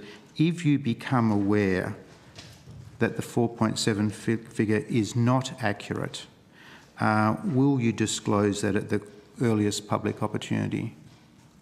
Absolutely, particularly if they lied and were deceptive on in their legally enforceable notice. And that is, I mean, we've worked with all of these companies long enough that they know that if they prevaricate and I don't see what kind of incentive they would have to fudge the numbers, frankly. And so, you know, the verification has to come from the companies themselves. Of course, because we did the baseline work, none of them were so out of whack. Actually, that's a very, very good point, that this is not just about maintaining levels of trust between the E-Safety Commission and the community, but between platforms themselves and the community and the Senate and the Parliament. It's a very valid point. Thank you very much. Thank you.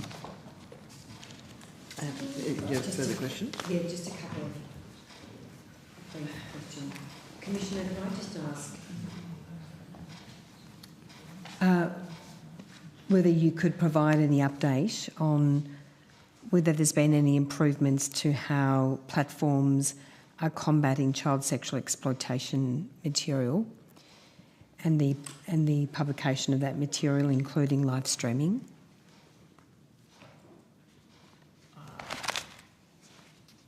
I still think there is a long way that a number of these companies can go. We've got a periodic report where we're checking every six months.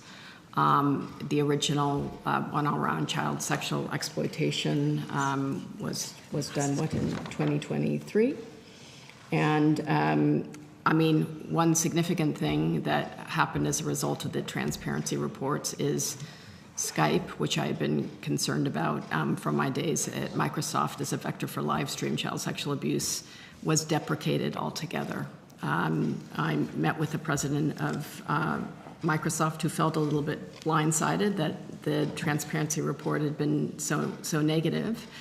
I told him why, and he committed to me that he would speak to the product leaders and the engineers in Estonia. And I think what they ultimately determined was that they couldn't make it safer, and they had Teams, which was a superior product. I think we have seen some improvements to Teams since that time. And we have seen some nudifying features that FaceTime have employed. I'm trying to remember what else off the top of my head. So our report 2, which was in February of the periodic reports, did identify some expanded use of hash matching amongst other things on some of those services. But we did also identify then that there were still significant safety gaps in terms of addressing online live streaming of CSAM. Our next report, Senator, is due out in around July this year, and the team is currently analysing information received in responses to that. So we will have an update around July for you on that, and definitely happy to talk more about that at the next estimates.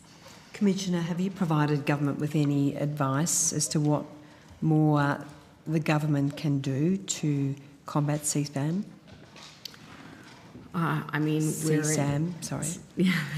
Child sexual exploitation. I mean, obviously, in the context of talking through the Online Safety Act review recommendations, this has been a huge priority for us for some time.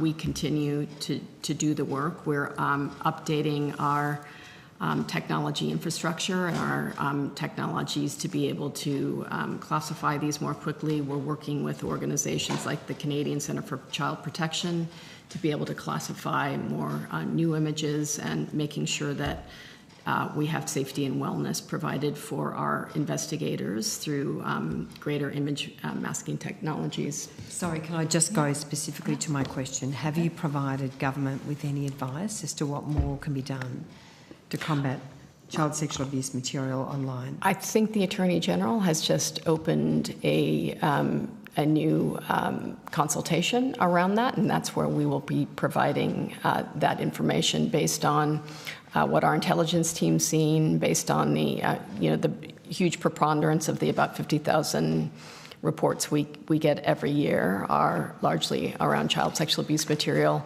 But we're looking at trends as well. The focus on both sadistic and financial sexual extortion, the use of AI to generate synthetic CSAM in schools is a huge concern to us. We still have a high success rate in terms of getting that content taken down. And as I said, we're going after some of those nudifying sites. I would like to also target a range of nudifying apps that are being used. And again, the app stores do serve as gatekeeper services, and we expect them to enforce their own policies and to not essentially fund or give them a distribution network. All right. Well, just on notice, could I ask that in relation to child sexual abuse material and the ways in which the government might act to improve the combating of such material online, could you provide on notice any advice you've given to government in that respect since the 1st of July last year? Sure, we can take that on notice. Thank you. You may have seen that Australia was #1 in the Out of the Shadows global study. It was just released in Geneva, I believe, at the World Health Organization, based on the proactive work we are doing on child sexual abuse material. Well, that's a great credit to you. Thanks very much, Commissioner. And I want to just quickly ask you, before I finish up, the anti-Semitism envoy made very special mention of obviously the vile spread of anti-Semitism online, including via social media, amplified by bots and AI. Have you developed any plans to combat anti-Semitism online that are not already public? Have you made any submissions or proposals either to the anti-Semitism envoy or the government? I've been speaking extensively to the anti-Semitism envoy and her team, including this week. She has a policy action plan that we have commented on, and my personal belief is that we've seen the recommendations in the Online Safety Act review, and there are no current proposals to expand the adult cyber abuse scheme. But I actually believe that using something like the digital duty of care and having within an online hate code that requires the platforms who have these very sophisticated linguistic and symbolic content moderation systems to prevent, detect, deter, and prevent the hosting, sharing, amplifying, and generation of this content from going viral, so that we're not on the back end playing a game of whack-a-mole.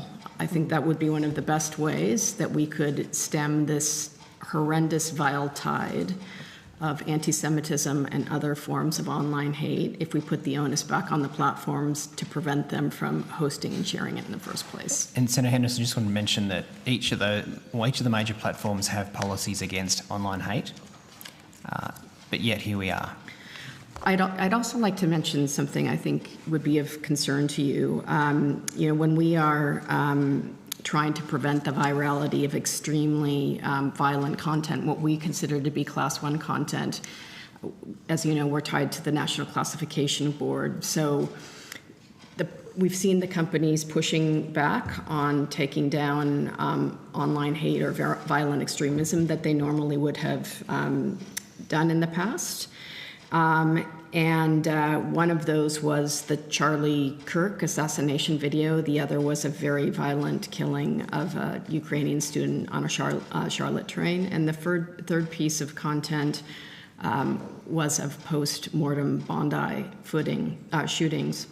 So we needed to get those classified as refused classification by the Classification Board, and that was the basis on which we were able to issue removal notices, particularly in the wake of Bondi, the day after, to prevent that virality. Unfortunately, X Corp has challenged the classification of all three sets of that content of material, and the Classification Review Board decided to downgrade the classification of the Charlie Kirk assassination video and the Irina Ryskova video to R18+, which means we had to remove the removal notice. So we had the success of stemming the virality, but now they're free to monetize it and amplify it. I'm not at liberty to say where the Classification Review Board has come down on the the post Bondi footage, but I can tell you. When we saw that they applied for the ability to be able to show it, we applied as the defendant, and we think it would be very horrific and obscene and very damaging to the community if that were to continue to be shared.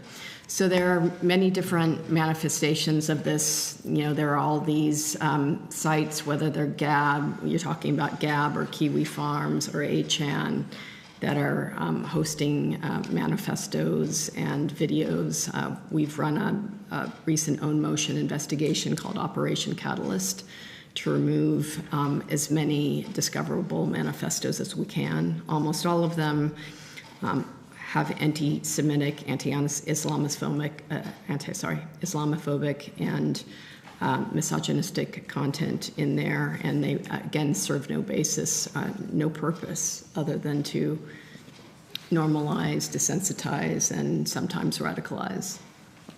Commissioner, thank you. Could I ask you to provide on notice any advice that you've provided to the Minister or to Government in relation to how do we make changes to the current law to combat anti-Semitism online in particular, and I obviously refer particularly following the Bondi terrorist attack.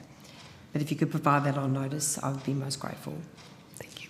Thank you very much. Thank you. And I don't have any further questions. Thanks, Chair. Thank you. On that note, we can excuse the E-Safety Commissioner and your team. Thank you very much. Out by 9. Hey. Well, at Let's call that a 8:45. win. At this point, we will suspend for our evening break, and we will return at 9:02.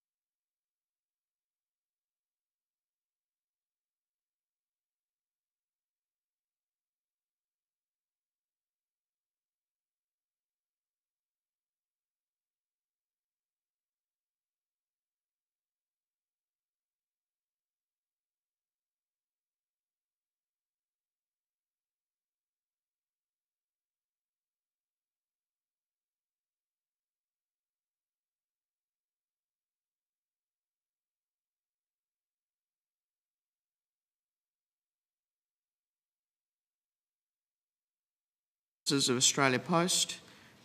Welcome, Mr. Paul Graham, Group Chief Executive Officer and Managing Director. Do you wish to make an opening statement? Yes, thank you, Chair.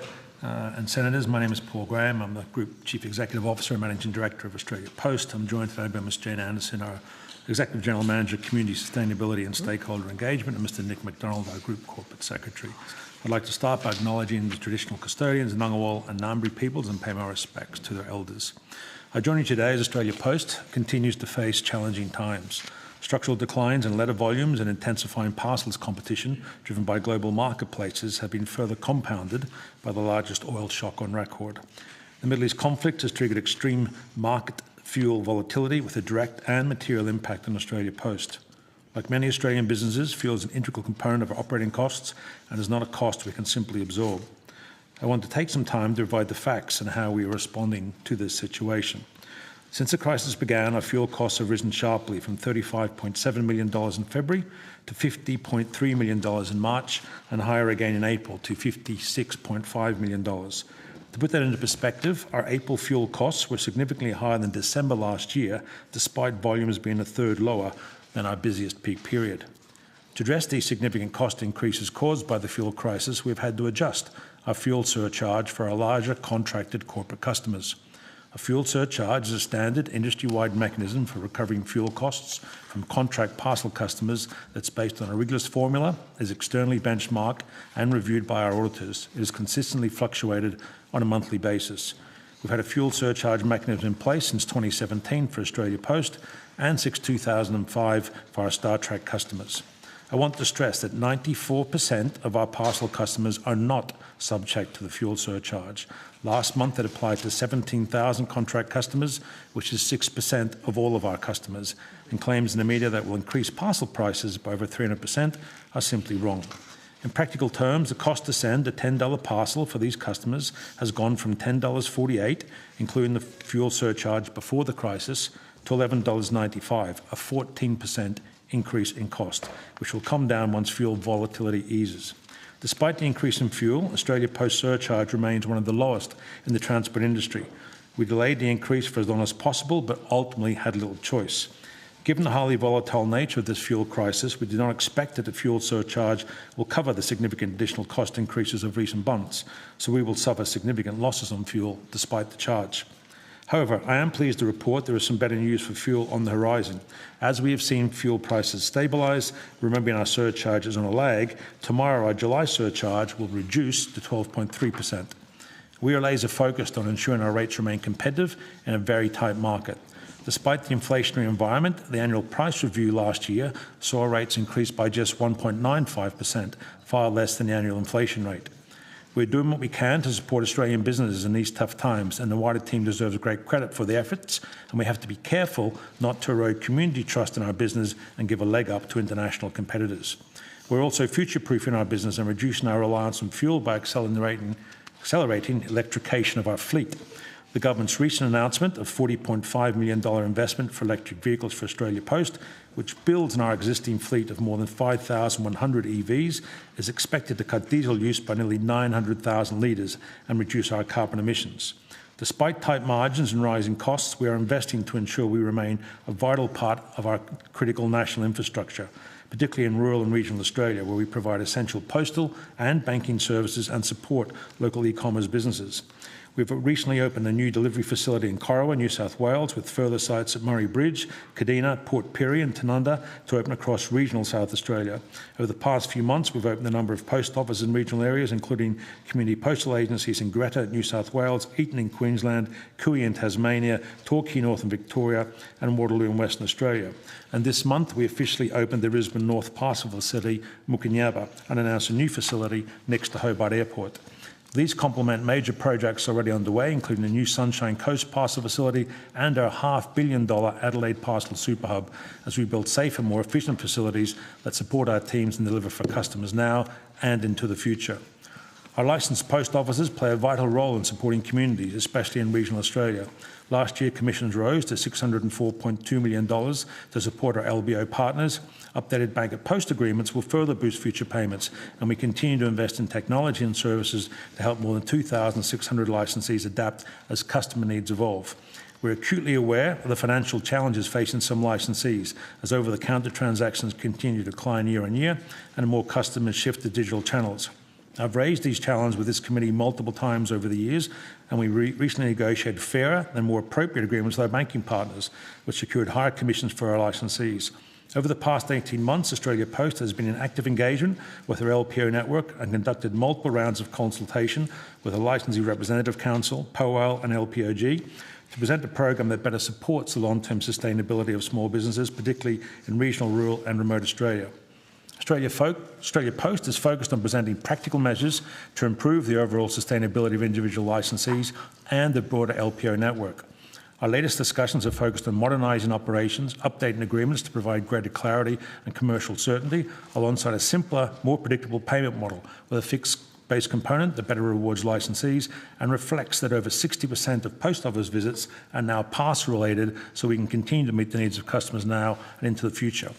I've said before that letters will never return to profitability, and continued digitisation of services will further reduce over-the-counter transactions.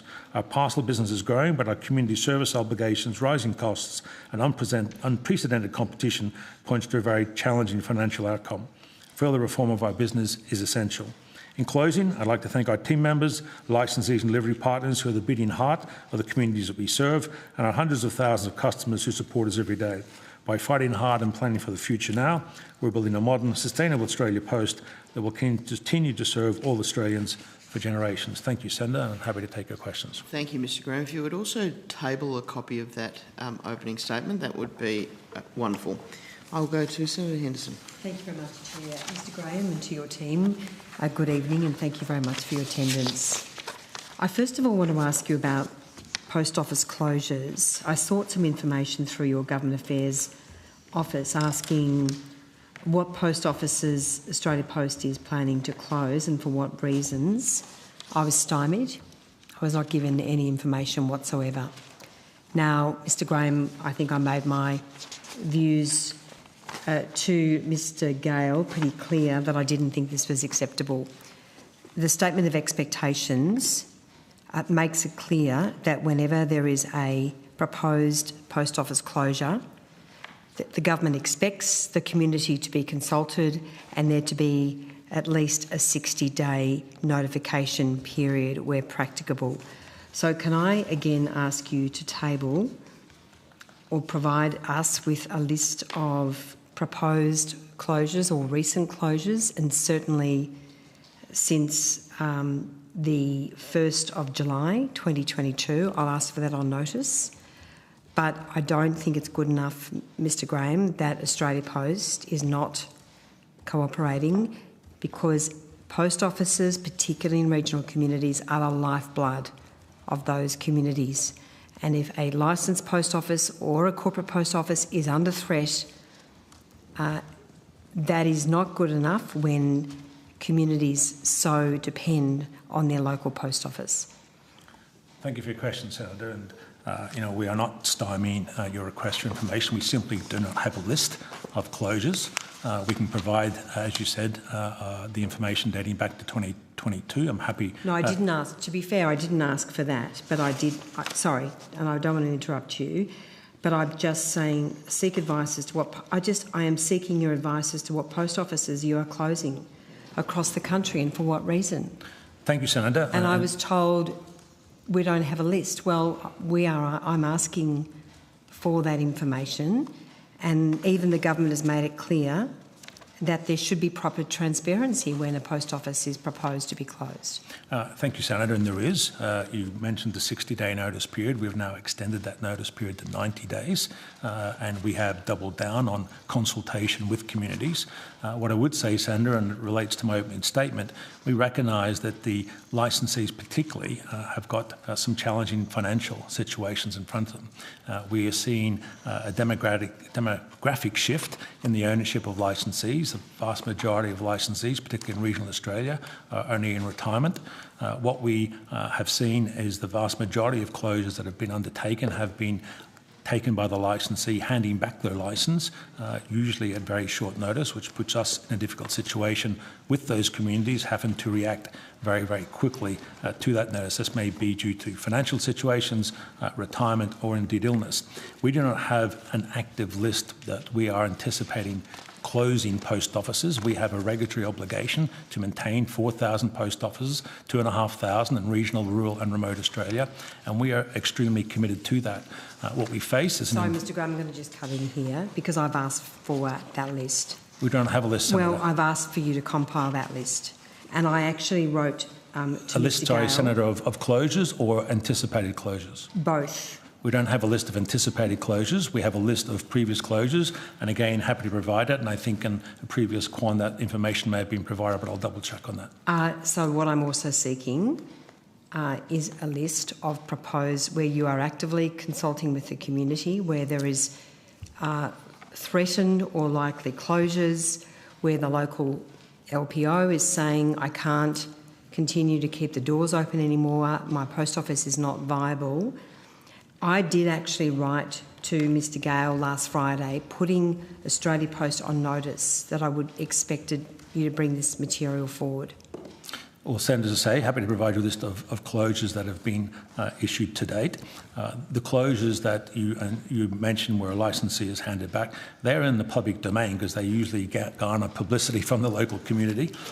We, unfortunately, in the vast majority of cases, are as surprised by the community when these closures take place.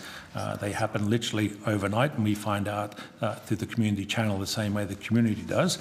We don't have a list of active closures that we are forcing to close, apart from our buyback program, which I've talked to you about and talked to this committee about on numerous occasions. That was a program targeted particularly at metropolitan areas where we have a significant overlap of post offices, and in consultation and full agreement with licensee associations, we launched a buyback program. That program has been halted. We are considering, again within consultation with the licensees, to reactivate that program, but we have no active closure program in place other than those closures that take place due to the circumstances that you referred to, where a licensee hands back either through financial stress, illness or retirement, or a combination of all three.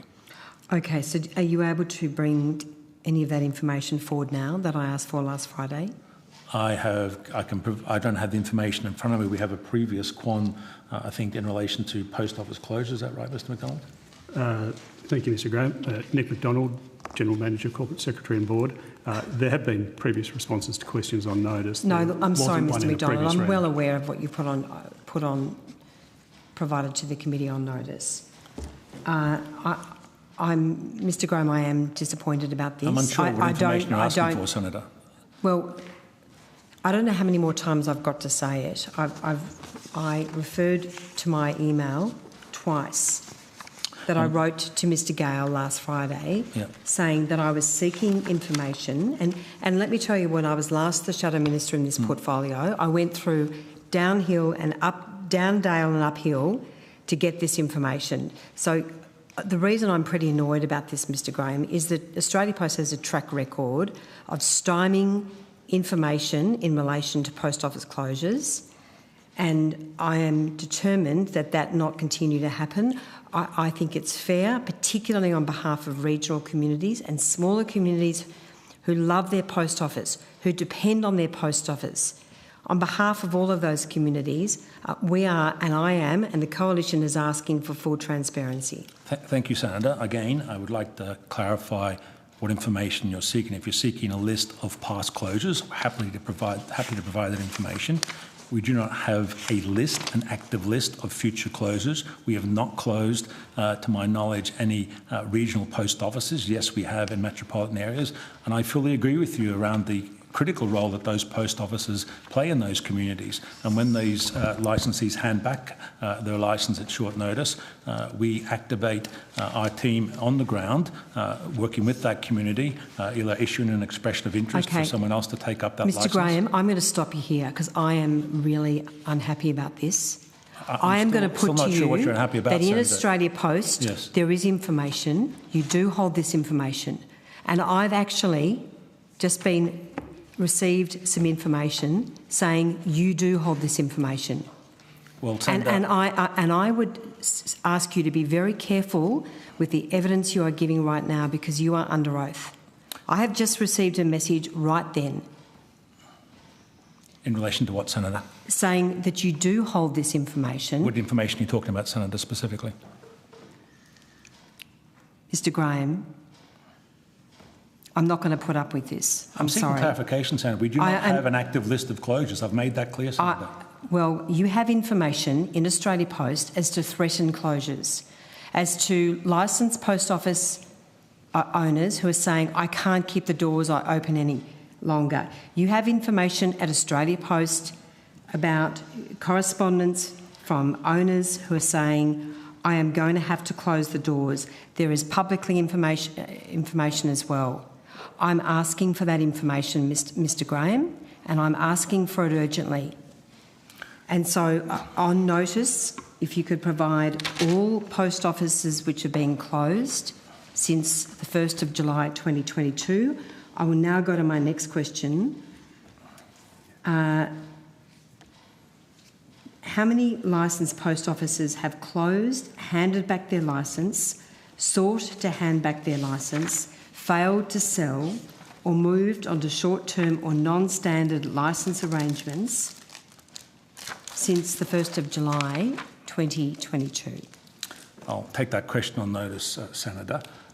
Do you have any information at all, say in the last 12 or 18 months? We have a large network of over 4,082 post offices, Senator. There is activity with those licensees in a open market, which Australia Post does not get involved in, where those licensees put their businesses up for sale and they negotiate with prospective buyers. When that buyer is in the formal process of obtaining that business, one of the things that the licensee has to do is seek Australia Post permission to transition that licence, and then we get involved with the existing licensee and we do our due diligence on the new licensee. We do have licensees who come to us from time to time, usually through the association, expressing the fact that they are either retiring or through illness or cannot make a go of it. And we work with the associations and with those licensees to either facilitate the transition of that licence to another party or some other exit process. Indeed, in the case of those in metropolitan areas, where we would offer a handback and agree with a 1.5 multiple for that handback. So does Australia Post keep any list, dashboard, risk register or internal record of licensed post offices at risk of closure, handback, failed sale, licence expiry, non-renewal or short-term licence uncertainty, or any other documents or correspondence in relation to those matters? There's no licence expiry, Senator. The licence is a perpetual licence, so the licence do not expire. If there's a short-term lease taken by the licensee, that is on their behalf. It's not in relation to Australia Post. That's what I'm referring to, if there's a short-term licence. Anyway, just tell me the nature of the records that you hold. So we do a number of things. Obviously, we keep a review of licensees and their general health, I guess, financial health. We see the commissions that we pay. Where they are in a business that is a mixed business, we don't see the other half of that business, so we don't know if that business is trading well or not well. All we can see is the commissions that we apply. We have, in relation to those that we looked at in metropolitan areas as part of the licensee buyback, we targeted initially those licensees that we felt were below the breadline, to use a term, because of the low level of commissions that they had. So we run, I wouldn't say a risk register, but we have an indication of those that we believe are doing it tough, based purely on the amount of commissions that they get. And when we keep a watching brief on those, and that will be through our what we call our field agents, who go out there and will talk to those licensees and saying, hey, do you have any future plans? Or we do know of those licensees who have been talking about retirement. So, for example, we ran a survey last year of licensees, and 2/3 of our licensees said that they were considering retirement the next 3 to 5 years. So, again, that increases the risk for our network. Therefore, we stay close to those licensees so we can proactively manage if they indeed do decide to hand back their licence. So I just want to raise serious concerns about multiple licensed post office operators, including in regional Queensland, are raising serious concerns about declining viability due to Australia Post policy and operational changes. So and I'll run through the list. Removal of services. So there's been multiple removal of various transaction and other services withdrawn from some LPOs. Reduced banking and financial services. And in some communities where they rely on their post office for their basic banking. Declining customer activity is a huge issue because of changes such as slower letter delivery, loss of key services including the withdrawal of services such as Western Union, contract uncertainty, geographical disadvantage. So what is Australia Post's plan to boost the viability of licensed post offices? And I'm going to ask you to keep your answers short to Mr. Graham. And can I ask what operational or policy decisions have been taken by Post since the 1st of July 2023 affecting services provided by the LPOs? So I'm including things like bank at post, bill pay, identity services, parcel collection, safe drop, Star traffic or remuneration, all of the changes which have affected the viability. Senator, thank you. It's a long question, so I will try and keep my answers brief. We have done nothing but improve and increase banking services to licensees. We negotiated with the 4 major banks. We took an agreement that was in place for 10 years. We said that agreement is not acceptable. We renegotiated that agreement, which resulted in 30% more commissions for licensees. It also introduced ANZ, and we have seen those commissions and transactions go up quite significantly for licensees in relation to bank at post. We have not withdrawn any bill pay services. We have not withdrawn any significant services or over-the-counter services that have been in place with licensees. So I'm a little bit confused as to the claims that are being made. In regards to Western Union, yes, we are withdrawing from Western Union. We have concerns in relation to the integrity of the checks and balances that Western Union have in place, and we feel that that is a risk that is too great for Australia Post to take on. We have said to the licensees that if they wish to have an individual agreement with Western Union to continue that service, they're more than welcome to do that. We have seen some of the over-the-counter services reduced, but this has nothing to do with Australia Post. This is to do with state or federal governments digitising those services. So, for example, the fishing licence in Queensland, yes, that service is still available over-the-counter, but the Queensland government have completely digitised it. So we've seen a drop in those services. We are focused on continuing to make sure that post offices, and particularly licensees, and particularly in regional and rural Australia, where we have a regulatory commitment 2,500 licensees to remain present, that they remain viable. It's critical that they remain viable. And indeed, in the 183 towns where we are the only banking service in town, we are committed to keeping that banking service because we know without that, that town faces huge hurdles. So we are continuing to look at the range of services we provide. We've met with every federal government department, every state government department to look at over-the-counter services. The simple fact is that there are not many of them available, and those that are available are sunset services because they are becoming digitised. We will continue to look at other opportunities to increase revenue. The growing part of our business is indeed the parcel business, and we've seen significant growth in that business, and that has been to the benefit of Australia Post and licensees. And we've said to both licensee associations, if they have any specific ideas in regards to services that we can provide, we would be happy to provide them. We have talked to the banks about increasing some of the over-the-counter services that we can provide, but these are not going to be the magic bullet that will sustain post offices because they are limited. And once we get beyond that, we are then getting into what I would call personalised or more complex banking services, of which we are just simply not capable of providing. Likewise, when we talk to federal departments, most of the services that they would discuss with us are case management. so Veteran Affairs or Medicare, and we are not equipped to do that, neither from a skills or technical area, or indeed, and I know you've been to many of our post offices, the physical nature of those post offices does not lend itself to a private conversation. So, Senator, we are absolutely committed to the sustainability of our licence network. It is key to Australia Post, but we are facing a generational change in relation to the ownership of those post offices and also the way that customers are interacting with what we regard as traditional postal services. The only service that has grown is parcels, bill pay, bank at post and passports are in decline.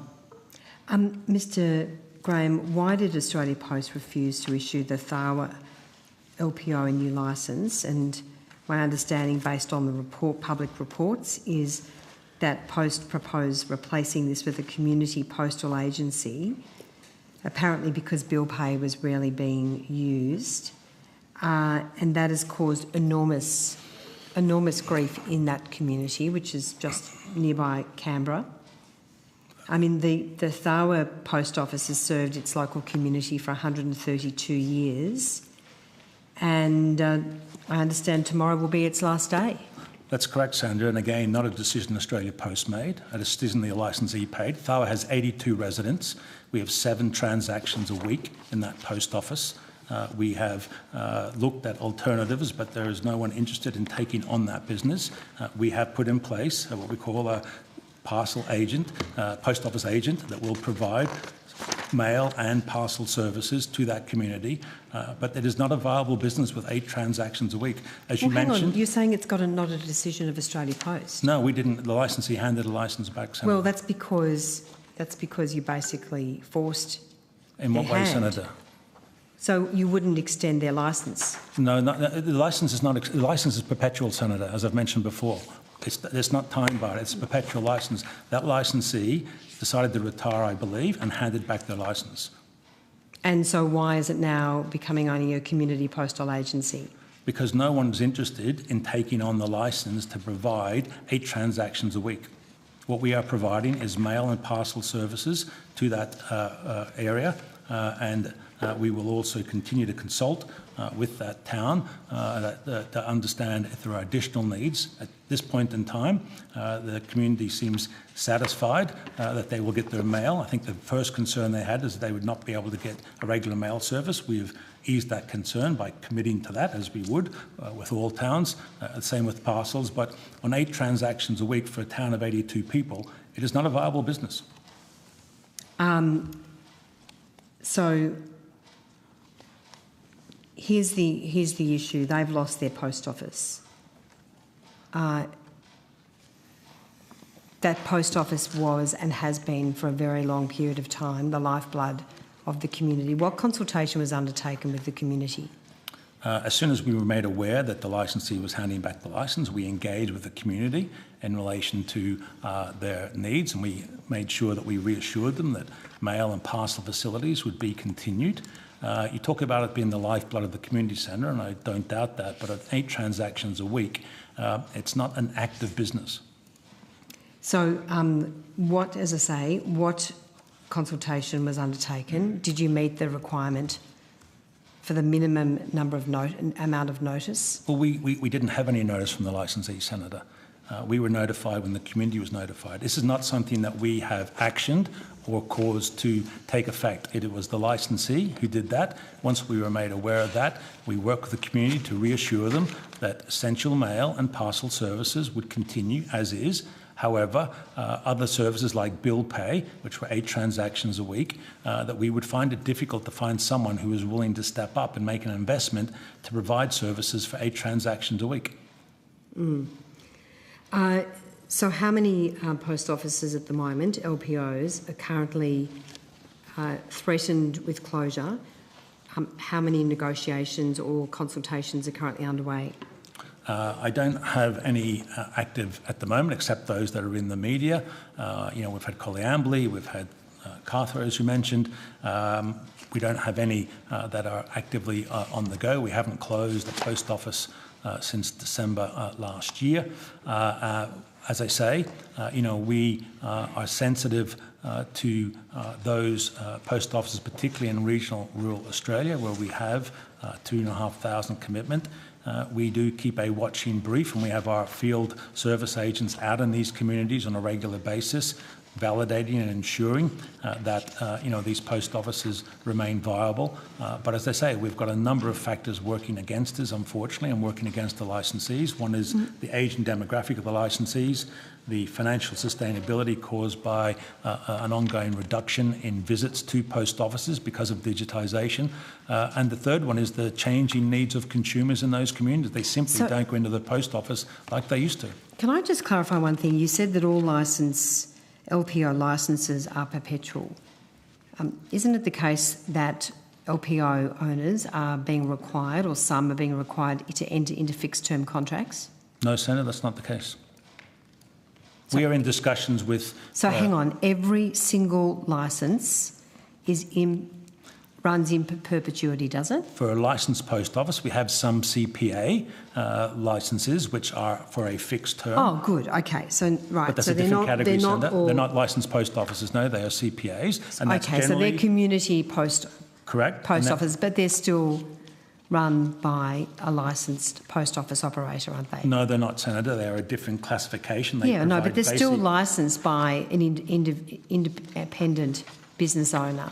But they run a very narrow range of services, Senator. And the reason why we put fixed-term licences in place is because we are either conducting an EOI for a full LPO because the LPO is closed, so it's a temporary measure, or because there is a change in circumstances for that owner.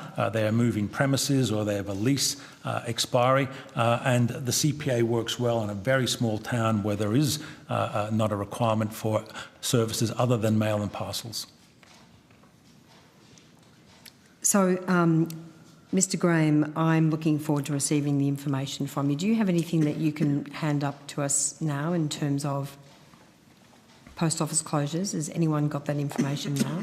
We have the historical information that's on the quans of post office closures. We'll provide you, as you've requested, Sandra, with an up-to-date list as of to today's date from 2022, as you've requested. Do you want to share the call? Okay, thanks, Chair. Thank you, Senator Henderson. Senator Roberts. Thank you, Chair.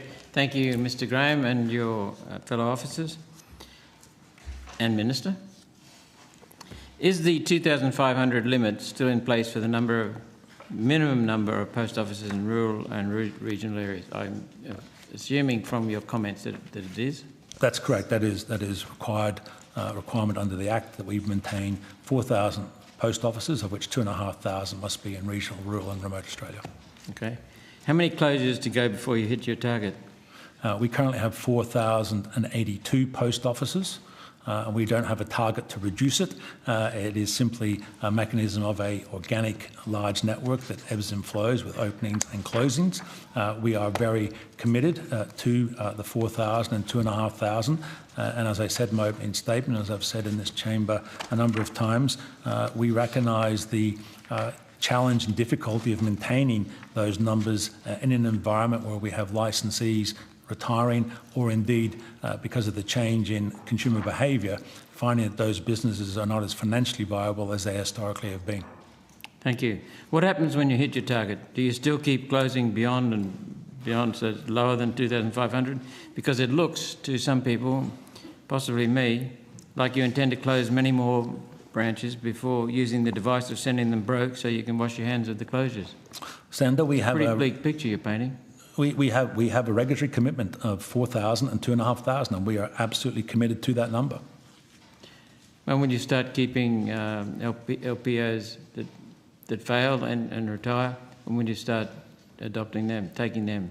Sorry, Senator? When will you start taking over LPOs that shut up shop?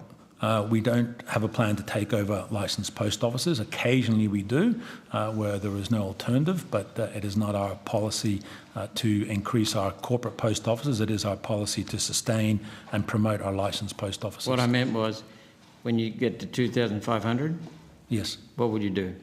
We will look to preserve that figure because that is the regulatory... Sorry? How would you do that? We would continue to, as we do, when licensees hand back the licence, we would run an expression of interest for someone else to take on that licence and ensure that we maintain those services in that community. And you told us that some of them are pretty bleak in the future, no one wants to take them on, so what would you do then? We will work on alternatives. So, for example, if you take Coleambally, where we have put in services again, that was a licensee who handed back with no notice. We immediately put services in the local pharmacy for mail and parcels, and we are working with that local pharmacy to see what interest they may have on taking on a full range of postal services. Likewise, we're working with the local council, which may have an interest in taking on the financial side of postal services. But these are difficult situations because obviously the commercial viability of these businesses is challenging. That is why we have had an 18-month consultation process with the licensee associations to look at how we can sustain post offices, particularly in regional Australia, and that is by potentially lifting the minimum fee that we provide to these post offices, or indeed changing the commission mechanism to make it more sustainable for them to operate. We're also looking to work with businesses that have other businesses other than just a licensed post office, because obviously that provides another stream of income, which then makes those businesses more viable. But it is a difficult and challenging situation, and one that we work closely with the associations on. Thank you. Minister, in May 2024, the Rural and Regional Affairs and Transport Reference Committee into bank closures in regional Australia handed down its report with 8 recommendations given.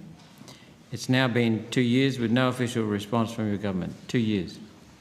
Are you able to provide an update on this response, or will we have to wait until all the closures are completed? Senator, I'm sorry, I don't have any information about that report or response. I'll have to ask the Minister and get back to you on that. To take it on notice? Yeah, I can take it on notice for you, Senator. Since the handing down of this report, how many regional bank branches have closed, for clarity, since 1st of May 2024? Senator, I will take that question on notice. I do know that since 2017, 47% of all bank branches have closed in Australia. We had some difficult discussions with the banks in relation to the new bank post agreement. We provide banking services in 3,300 post offices and LPOs across the country, 183 towns where we are the only bank in town. The banks estimated that a branch costs them about $1.5 million to run. So providing access to 3,300 post offices, that would cost the bank billions of dollars, and obviously they don't pay us billions of dollars. But the banks currently have a moratorium until 2027 on branch closures, and we will see what happens once that moratorium is lifted. I will say that despite that moratorium, there was a branch that closed from a major bank in Kingscliff recently, which they classified as a metropolitan branch. Last time I was in Kingscliff, it wasn't in the metropolitan area. So we do need to watch that, because obviously every time a branch closes, it puts more burden upon Australia Post, and particularly our licensee. There is a short sugar hit where we get an increase in transactions, but what generally happens is that traffic goes away because those people switch to the digital channels, or indeed take up other alternative banking arrangements with another bank. Have you been able to model the loss of jobs in regional communities due to closures of branches? No, Senator, that's not something that we have modelled. All we know is that we have sustained banking services to towns where indeed there's either no bank or a vast majority of the banks have closed. You've painted a pretty bleak picture. What can you do, apart from increasing fees, what can you do to improve customer traffic, increase customer traffic? Thank you, Senator. Are there other things you can explore to revitalise the business? Thank you, Senator. I think, as I expressed to Senator Henderson, we continue to look at any revenue stream that we think fits the capability that we have in a licensed post office or a corporate post office, but whether they be government services or other over-the-counter transactions. The sad fact is that the vast majority of these are being digitised and therefore are declining. We continue to look at the items that we stock in our post offices for people to purchase, and we have done a lot of work on ensuring that we develop our our own products that have a higher margin for licensees. So, for example, our greeting cards, birthday cards, wedding cards, whatever you may wish. We had an agreement with Hallmark that was very onerous on us and our licensees. When that agreement ended, we concluded that we should actually produce our own greeting cards, which we do, and we manage that ourselves directly with a significantly increased gross margin that is obviously far more attractive to the bottom line of the licensees. And we continue to look at products. So, for example, photocopy paper is a popular item in our post offices. We have our own direct photocopy paper brand. And again, what that does is provide the licensees with the ability to make good profit on that product, because we are purchasing that in bulk and giving them access to that product, obviously at a wholesale cost. Here's an email from the Agnes Waters Post Office in Queensland. Hi, my name is Kylie. I managed this outlet for 14 years before buying it 18 months ago. We are 1.5 hours from the next nearest full-service post office. In my community, our post office is the only practical point of access for banking, bill payment, retail, parcel services and government-related business.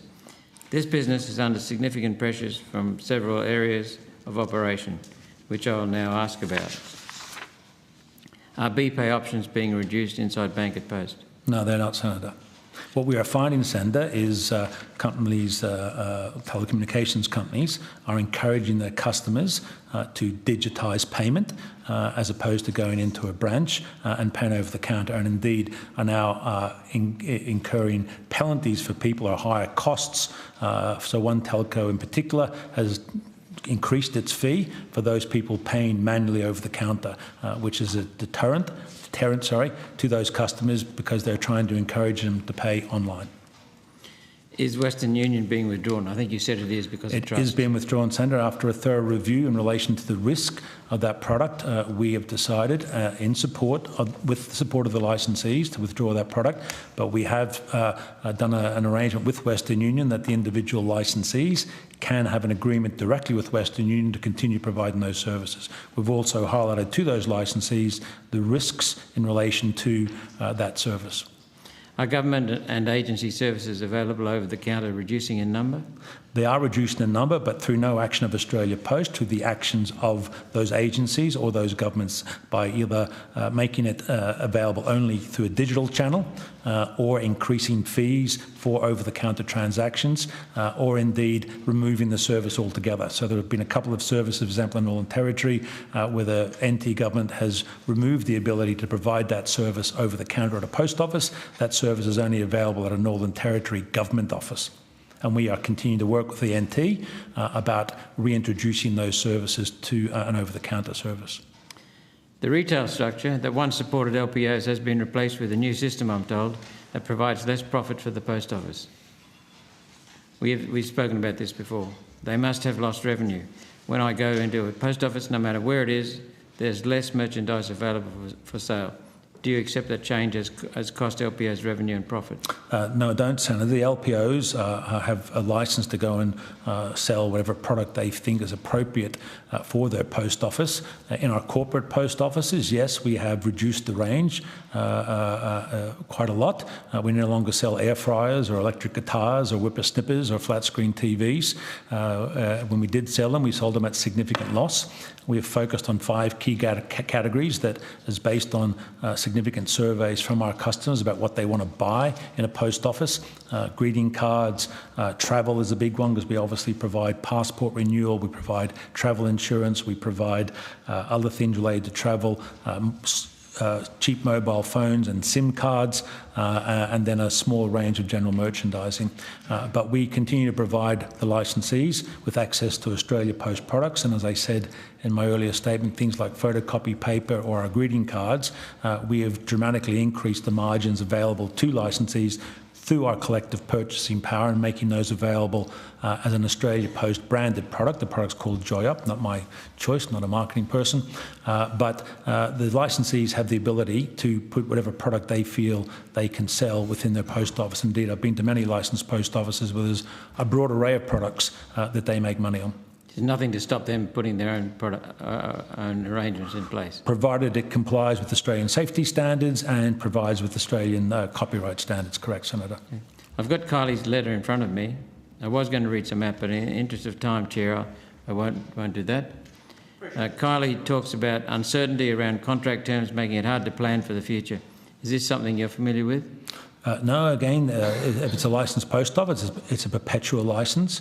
And as I said, we have been in consultation with the licensed Post Office Council and both licensee associations to look at modernising the agreements we have in place around commissions. These were set up many, many years ago and, again, aren't really fit for purpose, which both licensees agree. And we continue to be in consultation as to how we can modernise those agreements and look at things like creating a larger fixed fee to provide greater sustainability and greater certainty. However, Senator, I go back on the previous comments, the nature of a post office and how it is used today is dramatically different from how it was 10 years ago and even 5 years ago.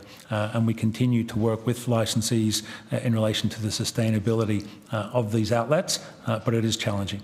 Well, I've been watching in the last 10 years since I've been in the Senate just how dramatically your letter traffic has gone.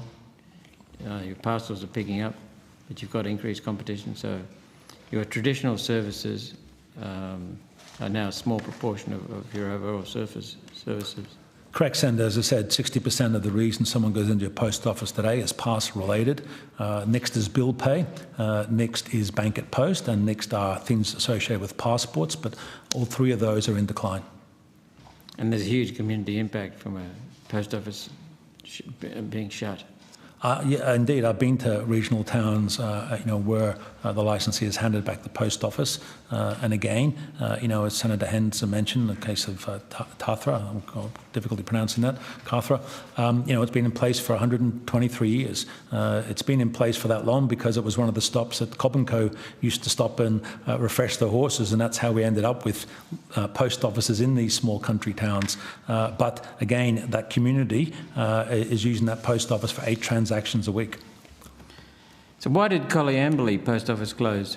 I understand it was out of the blue, sudden, and now the only service is the pharmacy, running the mail service with no attempt on your part apparently to reopen the location. Now the population of Coleambally I checked in 2016, that's the latest figures I could get, 1,330. So it's not a tiny town, and it's an irrigation area, which means there should be good money around.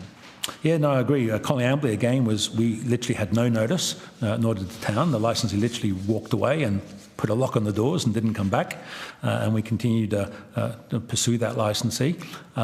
So we have worked with, immediately set about how we can ensure that people can get access to mail and parcels, because that was the priority for the town. So we work with the local pharmacy who stepped up to the plate and was able to provide those services under a CPA arrangement. We continue to work with that pharmacy. Indeed, we met with council again this week to look at how we can reintroduce financial services, and we are committed to doing that in Coleambally. But this is a good example of what happens when a licensee vacates with no notice. We are as blindsided as the community. And we recognise that Coleambally requires these services and are working with the community to make sure these services are available. We do see the association with pharmacies as a good partnership. Pharmacies like Australia Post are a trusted brand in the community. They have extended opening hours, unlike Australia Post. Generally, most of them open 7 days a week. They also are under threat from changes within their industry and are looking at additional foot traffic to generate sales. We have now 82 in conjunction post offices with pharmacies. It's proven to be a successful model, which is why when Coleambally came up, we immediately defaulted to talking to the local pharmacy. With so the support of the pharmacy. You're in partnership with some pharmacies in some areas? 82 pharmacies, Senator, yes. Okay, just got 2 more questions. Very quickly, otherwise I'll have to move. Yeah. What do you say to rural customers who say that your level of care about the plight of rural customers is a scandal? How far is it to your local post office? My local post office is, I live in the city, it's probably 1.5 Ks, Senator, 2 Ks. What do you say to customers who are concerned about the plight? We agree with her concerns, and that's again why we're happy to have the regulatory commitment of 2,500 post offices in regional, rural, and remote. We do have some significant difficulties, particularly in the remote locations where we continue to fund a presence because it's the right thing to do, and we'll continue to do that. But again, I call out the difficult nature of these licensees and their viability. But where a town has a need, we will make sure we satisfy that need. I want to touch on banks quickly. Freedom of Information request revealed part of the terms for the government to approve ANZ's acquisition of Suncorp Bank was in part for the ANZ to make the best endeavours to join Bank at Post on commercial terms for a minimum of 3 years. Can you provide the date they joined so I can ensure that they at least stay for the 3 years?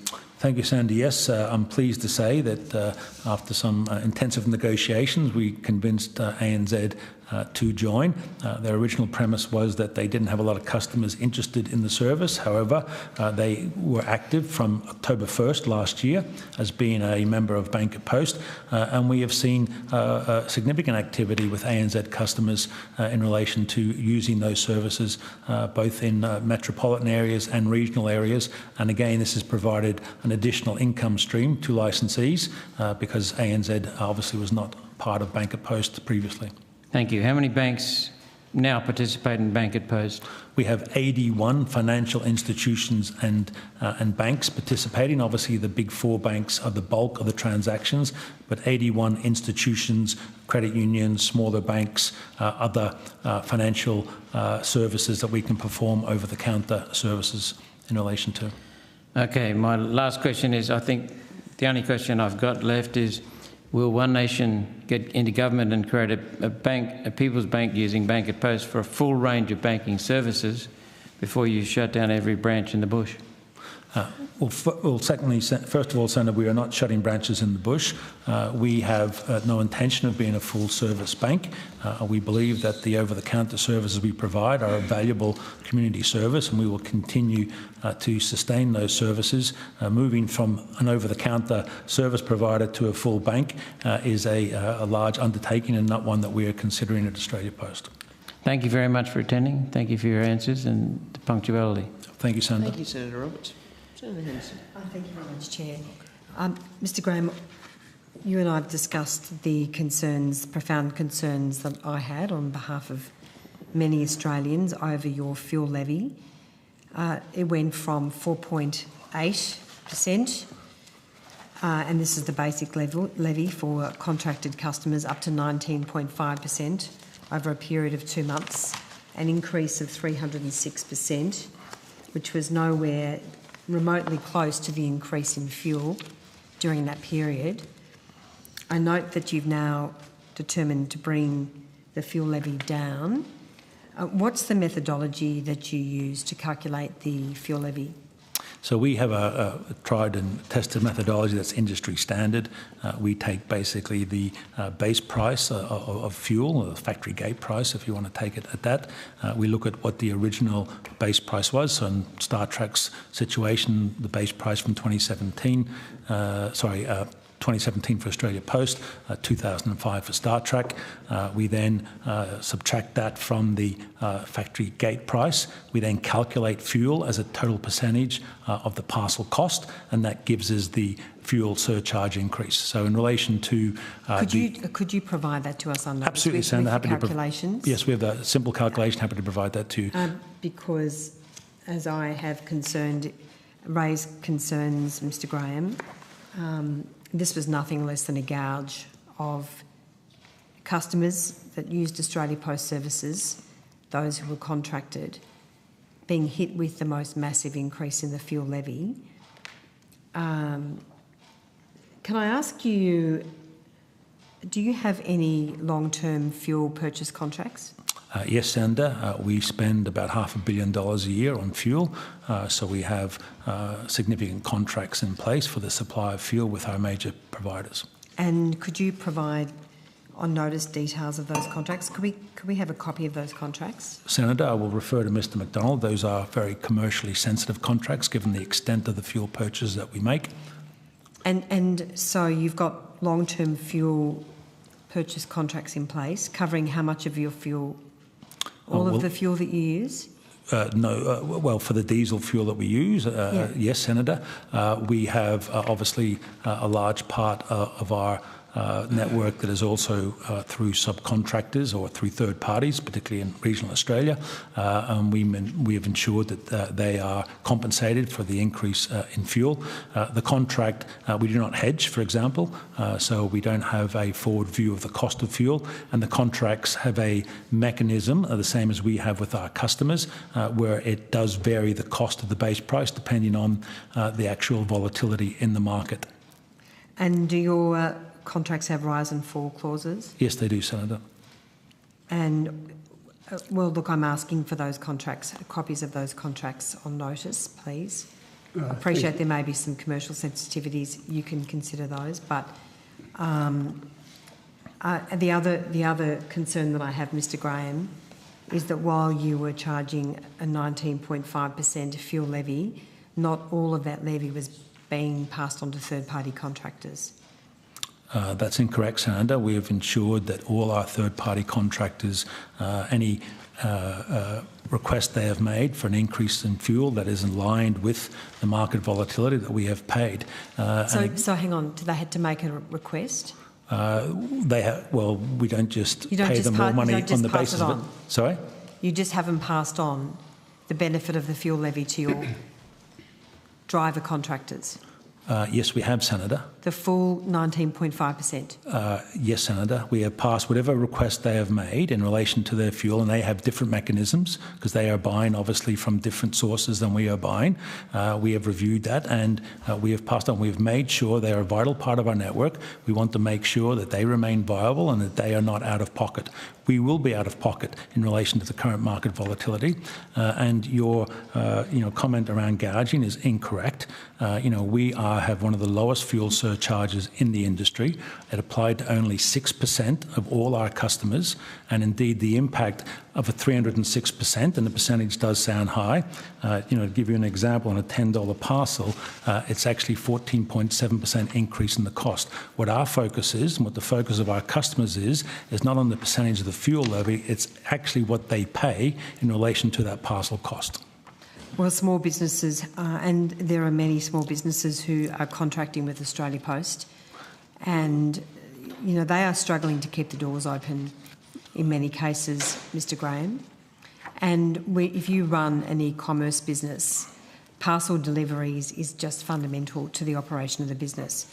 Can I ask about parcel delivery revenues since the 1st of March? Yes, Senator. How do you report those revenues? Do you have a daily?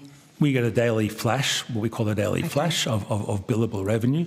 And what I will say is, despite the volatility... So have parcel revenues gone up? They have gone up, Senator, yes. And how much have they gone up by since the 1st of March? I would have to take that on notice, Senator, to give you it specifically. You don't know, have some idea? I would not want to give you a number that would be incorrect, Senator. What I can tell you is that despite the volatility in fuel, we believe that we have picked up market share because indeed we have one of the lowest fuel surcharges in the industry. Well, hang on, Mr. Graham. You increased the fuel levy after the fuel excise was halved. As you and I discussed, diesel went up and that was based on the available figures at the time. Diesel went up on average by some 41%. Your fuel levy went up by 306% in that same period. And the actual cost to a customer was 14%, Senator, based on a $10 parcel. I would welcome any further information that you have in that regard that you could provide us on notice. Happy to do that, Senator. Because, of course, there are many customers who don't pay the fuel levy when they use Australia Post parcel services. How many of the 30,000 contracted businesses, how many of those are small businesses?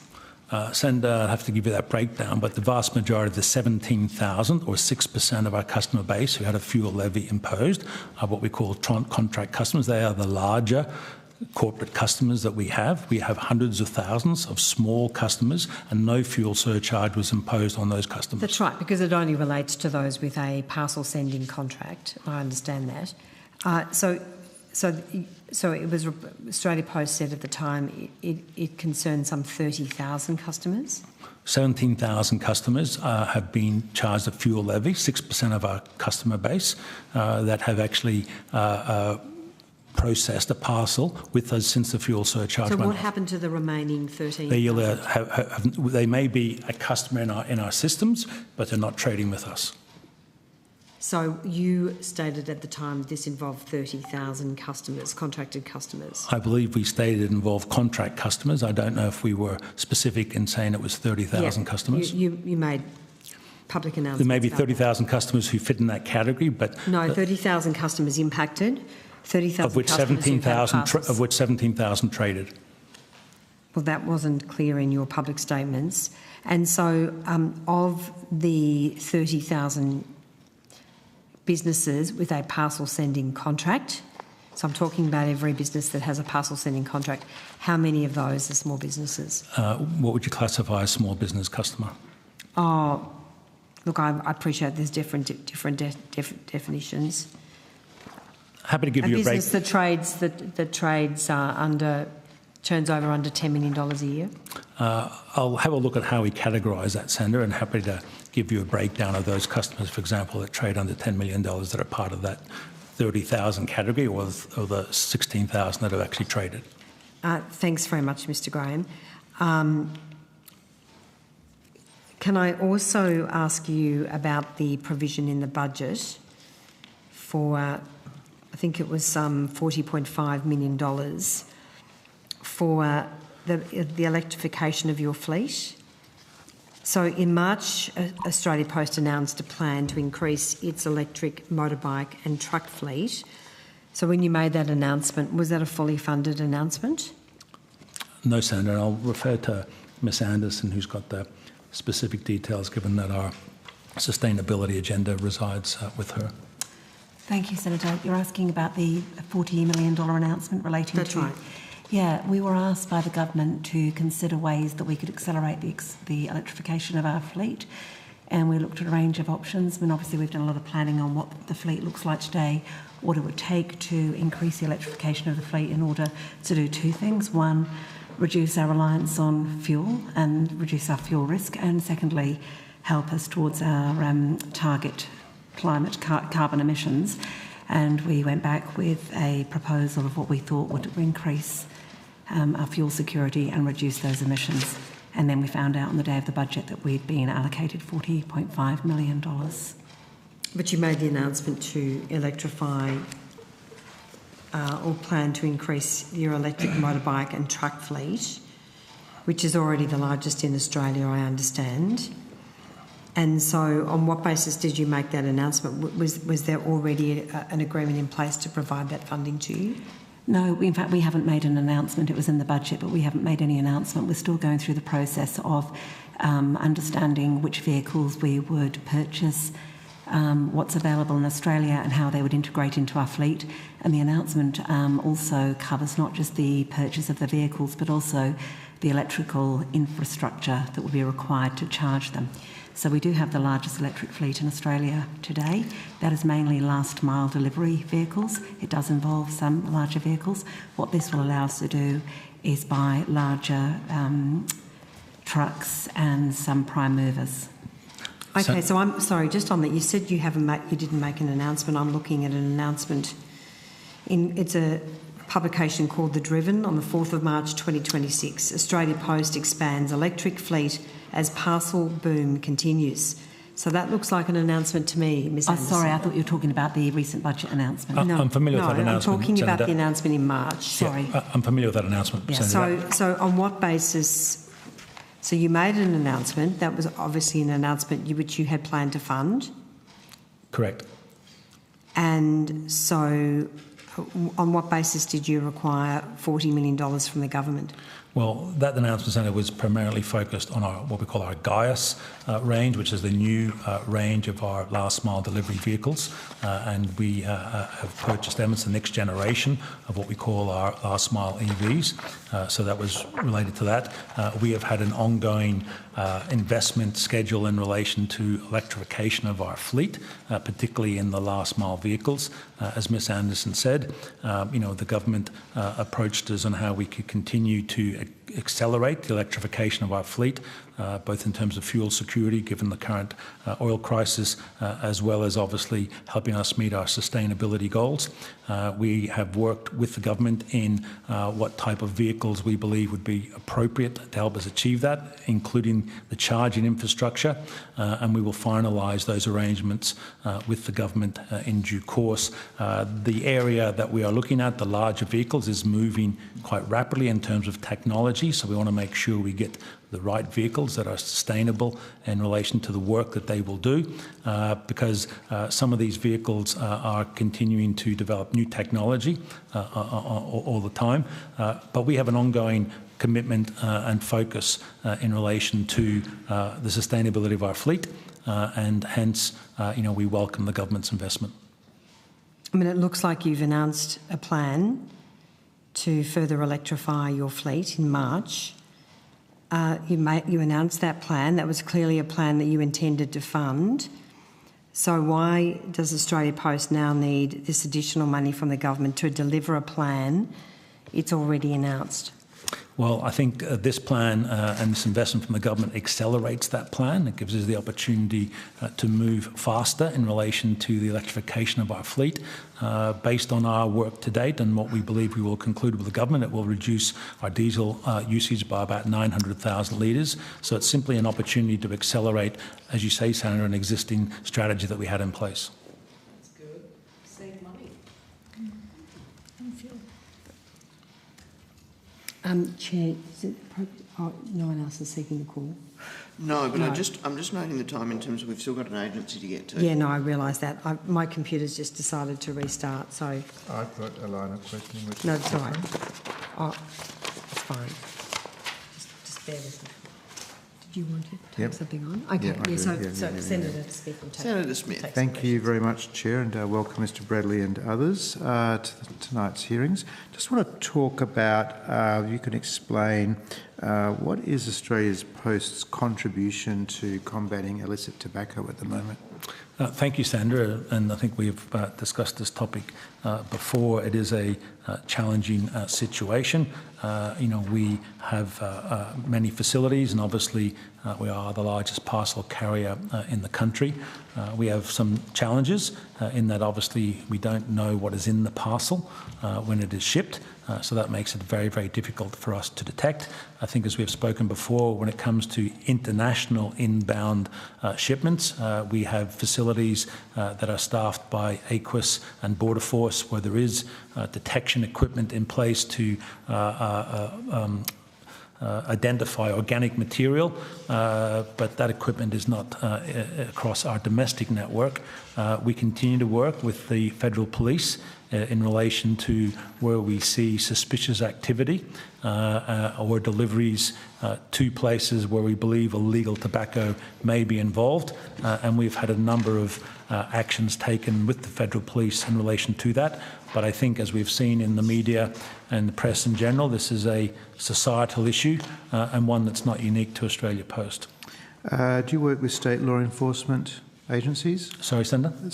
Do you work with state law enforcement? Yes, we do. Because we're a federal government-owned entity, we tend to start with the federal police, but we certainly have also worked closely with state police forces. Do you have any dedicated internal mechanisms or forums dealing specifically with illicit tobacco? We have quite an extensive security operation within our business teams that both work, in public view and not in public view. We have had regular dialogue with both the Federal Police and state authorities in relation to the movement of tobacco. And as I say, when we have suspicions based on the observations that our team members make, we involve the authorities on those suspicions. That that may be, where we absolutely know that it is tobacco, or we have seen a cluster of deliveries or pickups that we suspect may involve illegal tobacco, and therefore we work with the authorities to validate that and then let them take their own actions. Australia Post employees encouraged to be active when it comes to being eyes and ears in combating illicit tobacco trade? Indeed they are. Part of the training program for our team members is to identify both illegal substances but also substances that or items that could be dangerous. Obviously, quite a number of our parcels go on aircraft, so they are trained to identify suspicious or items that may breach safety or are illegal in terms of being carried through the post. Is Australia Post formally involved in any state and federal government forums aimed at combating illicit tobacco? We have attended, our security team has attended some forums in relation to activity that is being undertaken to help identify and squash the movement of illegal tobacco. That's more in an observatory capacity, and obviously as we are involved in the chain, albeit we don't know to what extent, that is a natural forum for us to show interest in and to be invited in. So an observer status sounds quite informal to me. Well, we're not a law enforcement agency because we are. No, but you've got biggest fleet in the country, lots of eyes and ears, all these LPOs across regional and metropolitan areas. Yeah, look, it's a matter for the agencies. Have you asked to be formally involved, or are you waiting for an invitation? Well, we are, at these forums, but it is a matter for the agencies, and obviously a lot of the work that they conduct is sensitive and confidential, and therefore, because we are not an enforcement agency. Australia Post? I wouldn't say it's a trust factor, Senator. I think they follow their own processes. We are heavily involved in a number of investigations, and we have worked very successfully with the AFP in relation to undercover operations, and we provide extensive information to law enforcement in relation to delivery addresses or pickup addresses or suspicious movements that we see in the network. But we leave it to the authorities who have the skills and the powers to pursue those investigations. Can you identify the number of law enforcement, successful law enforcement activities that Australia Post has been involved in? I would have to take that on notice, Senator. We are involved in a wide range of different activities, but I will take that on notice. I don't doubt that, but I'm just sort of focusing here on illicit tobacco. I will take that on notice, Senator. Yes, happy to provide that. Earlier you talked about various detection devices. Are those detection devices unsuitable to be used for illicit tobacco tracing, tracking, identification activities, or are there regulatory impediments to the use of those devices? I don't know if there are regulatory impediments, and again I would take that on notice. It's fair to say that this scanning technology is expensive from an investment perspective. By installing that technology at our major facilities, it would significantly slow down the velocity of parcels and therefore impact service, never mind the significant capital cost that would go with that. I think, Senator, rather than putting that detection equipment in place, which really does identify it, but the fact is it's already been shipped from somewhere and going to somewhere, the focus, I think, of the authorities is to try and stop it at source. So rather than new investment, I'm thinking more about the utilisation of existing scanning technologies and infrastructure. We have that in our inbound gateways, so the international gateways where we have product coming in by air and by ocean through the mail agreements that we have with the overseas countries. That technology continues to be invested in and upgraded by both AQUIS, which is looking obviously for material that is dangerous to the Australian ecosystem, and by the AFP, which is obviously looking for illicit material. So I'm curious to know how, to what extent that existing infrastructure is being utilised for illicit tobacco. Perhaps you could just take that on notice. Well, I can give you comment directly in our international gateways. And I think I said last time, Senator, happy to arrange a visit for you to these gateways where you will see the ongoing My brother detection. is a policeman, so I hear a lot about illicit tobacco. Sorry? I hear a lot about illicit tobacco. My brother is a policeman, Right. so I come to this issue with a... We do detect it, and I've seen it in our facilities where it is isolated and it's then destroyed by the AFP, but it is considerable, and the detection equipment does work. Mm-hmm. Finally then, the commissioner that's been appointed in regards to combating illicit tobacco, have you met with them? No, we have not, to my knowledge, Senator. You're about to meet with them, or you've not? I will check. I know that our head of security is actively involved, say, with the AFP, and in this particular space, whether he has made arrangements to meet with the commissioner. You say it's only recently announced. I will take that on notice and check. But I from your question, I think you're suggesting it would be a good idea that we do meet, and I would agree with that.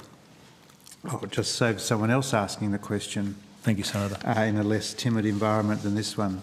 I too have received a variety of representations from LPOs, and I won't mention which regional towns they're from, but I might just use code CG and VJF, so they know that I'm sort of taking up their representations. So I've heard a lot about I've heard a lot from you in regards to questions from Senator Henderson and Senator Roberts. What struck me is that I do remember there being an intensity around these issues a number of years ago, and now there's an intensity around these issues again. There's no doubting the significant market transformation that is happening, and even in your own opening statement you talk about the competitive pressures that Post is under. And I particularly note your comment about Western Union, which is common to the correspondence that I've received. Not wanting to dismiss in any way the difficulties that LPOs face. It's a challenging environment. Are these representations part of a campaign more than they might be representing the sort of individual and unique experiences of some LPOs? Again, not to diminish what is being said to me in this various correspondence, but I'm just, as someone who follows the ebb and flow of issues, I'm just curious to know, is there a particular point in the negotiations, or you mean in your opening statement you talk about the POAL, the LPOG, the conversations that you're happening with the Licensed Post Office Council. Are we coming to a key decision point or something in those negotiations? Or? No, Senator. We are in consultation and have been for 18 months, and we continue to be in consultation with the Licensee Representative Council, which is the main body that Australia Post interacts with, and that is a representative of all licensees across our network. We then have two associations, POAL and LPOG. Mm-hmm. I would say that LPOG is behind a campaign. That letter that you and other senators have received is what I would classify as a boilerplate letter that has been issued by LPOG to licensees to have them fill in from their personal perspective. And, you know, we agree with the perspective that this is a tough business and services and foot traffic is declining. But it is a goal of the LPOG to agitate for their licensees, and we appreciate that. They also have a stated goal that they would like us to become a full-service bank, which we don't agree with, but again, they have the right to express their opinion. We work closely with both associations and have had some great success in a licensed handbag situation, in looking at additional services or increasing commissions like we have with Bank of Post.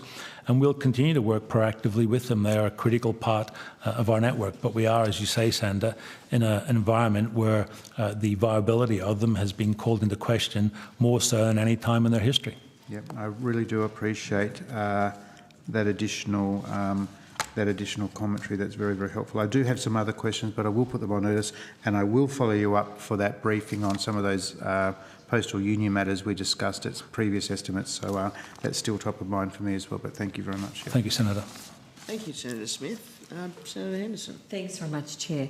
Look, just wanted to come back to you on the Thorwa post office. So I've just received some information, Mr Graham, confirming that the new owner does want to take on an LPO licence. You gave evidence earlier this evening saying that the new owner did not wish to do so. That's not the case, based on the advice that I've just received. There was no new owner, Senator. Yeah, there is someone negotiating, wanting to take on the licence. Not with Australia Post at this point in time, Senator. They may be negotiating with the owner of the business, but not with Australia Post. The new owner wants to continue to operate as an LPO. Well, if they approach us, then we'd be happy to have that conversation. Mr Graham, I'm going to ask you to provide us with all correspondence in relation to this post office between yourselves and the Minister's office, the department, and with any prospective or current licensee. And if I could ask for all correspondence in relation to any other post office which is under threat or facing the threat of closure or handing their licence in, all correspondence, please, between Australia Post since the 1st of July last year, because I am concerned that the representations you gave earlier on are not accurate. There was a great deal of interest in continuing to operate the post office as an LPO. Senator, I would challenge your assertion that the information was not accurate. As I say, Cartha is a town of 82 people with 5 transactions a week. But you said we've looked at the alternatives, but there is no one interested in taking on that was the information business. I had as of yesterday. You've obviously got additional information, and we'll be happy to have a discussion with someone in relation to that. Thank you, Mr Graham, if you could, and I'll look forward to receiving that information. Thank you, Senator. On notice. Can I ask you to confirm whether you hold any commercial delivery contracts with Temu, Shine or Amazon for inbound or domestic parcel delivery? We have some contracts with certainly Amazon and a limited contract with Temu. We don't, to my knowledge today at the moment, do a lot of work with Shein, but we have in the past. They remain a very small percentage of our overall volumes, but given the fact that those 3 platforms control a significant amount of the e-commerce market, it makes sense that we as the national carrier provide those services, particularly into regional, rural and remote, where we are to some extent the only carrier who provides services to those areas. What proportion of, in the financial year ending 25, and the parcels and services revenue is $7.64 billion, what proportion of that revenue is derived from those 3 platforms, directly or indirectly? I'll take that on notice, Senator, but I would say it's a very, very small proportion, and that's specifically a strategy that we've had in place. We have seen other postal operators around the world rely heavily on significant volume from those platform players, only to have that volume withdrawn, or indeed in the case of Amazon, to actually take it back in-house. So part of our strategy has been to focus on making sure that we provide services so that Australian retailers can compete against these global platforms, and we have minimised our involvement with these 3 platform players. All right, I would appreciate if you could provide that information. Happy to do so, Senator. On notice. I just want to also ask you some questions about your end of year 2025 annual report, which shows letters revenue increased to $1.82 billion, which I understand is the highest level in 5 years. Letters service losses reduced from $361.8 million in 23-24 to $230.4 million in the financial year 25, and the cost of the community service obligation fell from $447 to $391 million. So here we have a situation where letters revenue is rising, losses are falling, and the CSO cost is reducing. So I'm just wondering, how can Australia Post explain on what basis it continues to argue the letters service represents a structural threat to your financial sustainability? Because on those numbers, things are improving. $250 million is still a lot of money, Senator, but we have had obviously the increase of a stamp price, so that has helped obviously offset the losses. We also had a federal election in that particular year that you mentioned. We continue to focus on driving efficiencies in our network, which is also part of that reduction. But as I've said, and I said again in my opening statement, our letter business will never be profitable. We continue to add 200,000 delivery points a year to our letter network, and our letter volume is declining between 10 and 14% per annum. So as fast as we can chase efficiencies and savings, we are seeing the volume drop, but we have a fixed cost network to ensure that we deliver the 12.8 million households on a regular basis.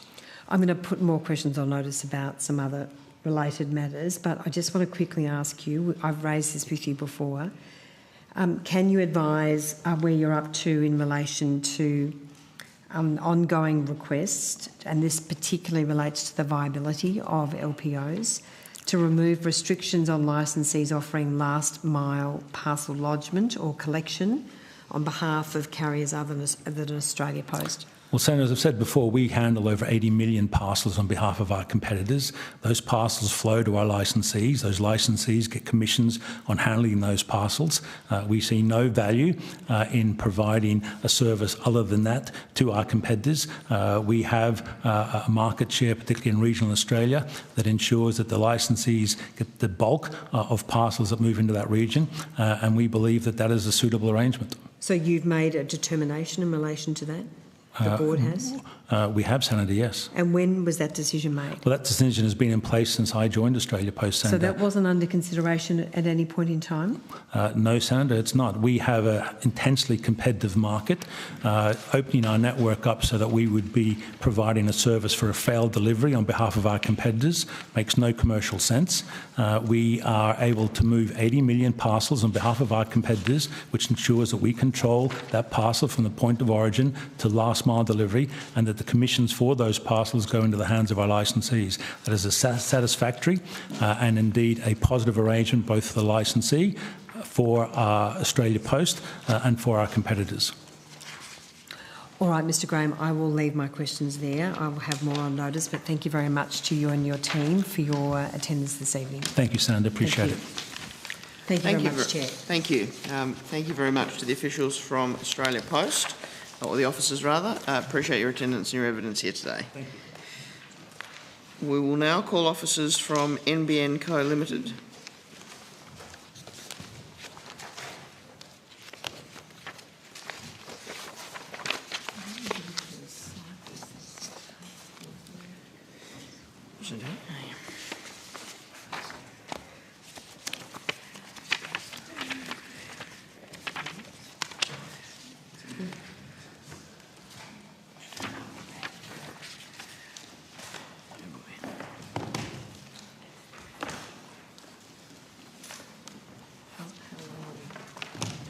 About half an hour. How long will they join? They'll join at 9 o'clock. 9 o'clock. Yeah. Do you have your name, please?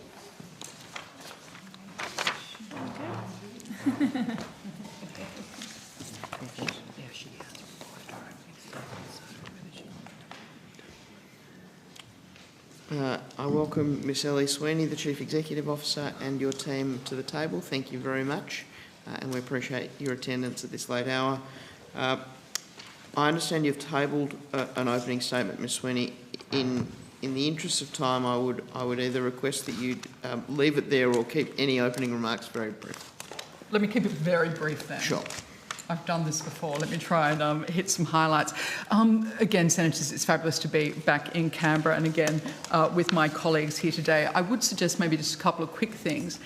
It's fair to say I think NBN has had a solid year is probably how we would position it. And as we look to the half-year results, we grew our revenue at 2%. That was up to 2.9 billion. Our EBITDA was 2.2, and our operating expenses actually decreased by about 7%. We remain on track to deliver the guidance for the full year. And again, that's a revenue position between 5.8 and 6 billion. It's also a EBITDA between 4.2 and 4.4. So we're delighted with those numbers. We're seeing strong momentum across our business. And I think the last time we were here, we represented some of the results we were seeing out of Accelerate Great. And maybe if I can just land a couple of numbers here. We are continuing to see demand for high-speed tiers accelerate, and maybe just to give you a couple of data points there. Today, about 43%, actually I think today it's 44% of services on NBN are on plans 100 megabits and above. And we have about 34% of our customers on plans that are now 500 megabits and above. And the reason that's important is if I correct that 34%, a year ago that number was 3%. If we look at the number of customers who are on our fibre network, and I think this is important just to make clear to the committee, is we are at an absolute inflection point. Today, more than 3.2 million, or 37% of our active premises are on fibre to the premise, so on that fibre solution, and that is more than the combined fibre to the curb, fibre to the node and fibre to the basement. So it's the first time we have really hit that inflection point. And that's great news for Australians, it's great news for our communities, it's great news for NBN as well. We are delivering this transition at scale. Maybe again, just a quick data point. We will upgrade more than 560,000 customers this year from copper to fibre. So we're seeing the resilience benefits of this transaction, or this transition rather. And we've seen it a lot during the recent high-risk weather season. Fibre networks consistently outperform legacy networks and legacy technologies with fewer points of failure, with less resilience in power and with faster service restoration. And over the past year, our fibre to the prem solution has delivered something like a 99.8% availability, and we've seen customer complaints decrease by 69%. I know there's a little bit of interest in terms of our final 622,000 customers, so let me just finish with that point. A year ago or more, we began the final 622,000 upgrades. We have again reached a milestone there, which we're delighted to announce, that we have now laid more than 100,000 kilometres within that final 622,000 customers moving from FTTN, of which half are in regional Australia. So maybe just to give a couple of dot points there, around 84% of that 622 have progressed to a detailed design, around 30% are in construction, and around 35,000 premises can now order a fibre upgrade. And that's more premises are coming online every month. So, Chair, at the completion of December 2030, this program, together with the prior 3.5 million upgrade, will see about 94% of fixed line footprint capable of multi-gig speeds. And I think importantly, and in regional Australia, multi-gig speeds will be available to around 2.78 million premises on fibre, and we'll see 99% of the regional footprint multi-gig. So, Chair, on that note, hopefully that was a quick run-through of just some of the results. We'd be delighted to take your questions. Thank you very much. That was well done. Senator Henderson. Thank you very much, Chair, Ms Sweeney, and to your team, good evening. Thank you, and apologies that we have held you up a bit. It was only an hour and a half wait, which is better than some other witnesses. Look, I wanted to cut to the chase and ask you about your rollout, and I refer to the article in The Australian, NBN finished 14 years away in nation's longest infrastructure build. That was published on the 8th of February of this year. And the picture that this story tells is not good, that the full rollout is going to take another 14 years, and so that the overall delivery of the NBN, particularly compounded by the relatively low take-up of Australians, so about 69% of Australians are taking up the NBN, means that this is a project that won't be delivered until about 2040. So can I ask you to just respond to that. Absolutely.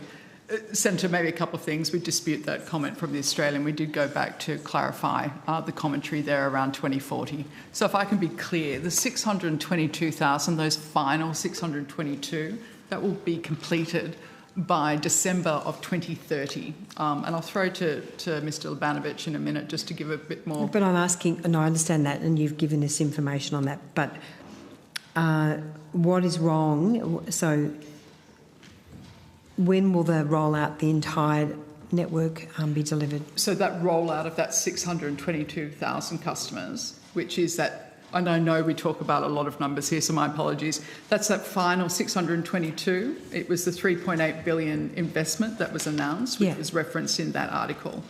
That 3.8 billion investment, we believe, will be brought in on time and under budget, and it will be brought in by December of 2030. Indeed, we'll have 85% of that footprint delivered by July of 2029. So I think, again, we saw the article, we did try to correct it. The Australian didn't publish that, but I might ask Dion to give further update in terms of just some more colour in terms of how that is progressing. They didn't publish it. So, I mean, I welcome your response to the Australian in relation to what you said about their report. I mean, you're talking about one limited rollout, clearly, of 622,000 homes. I'm asking about the complete delivery of the NBN.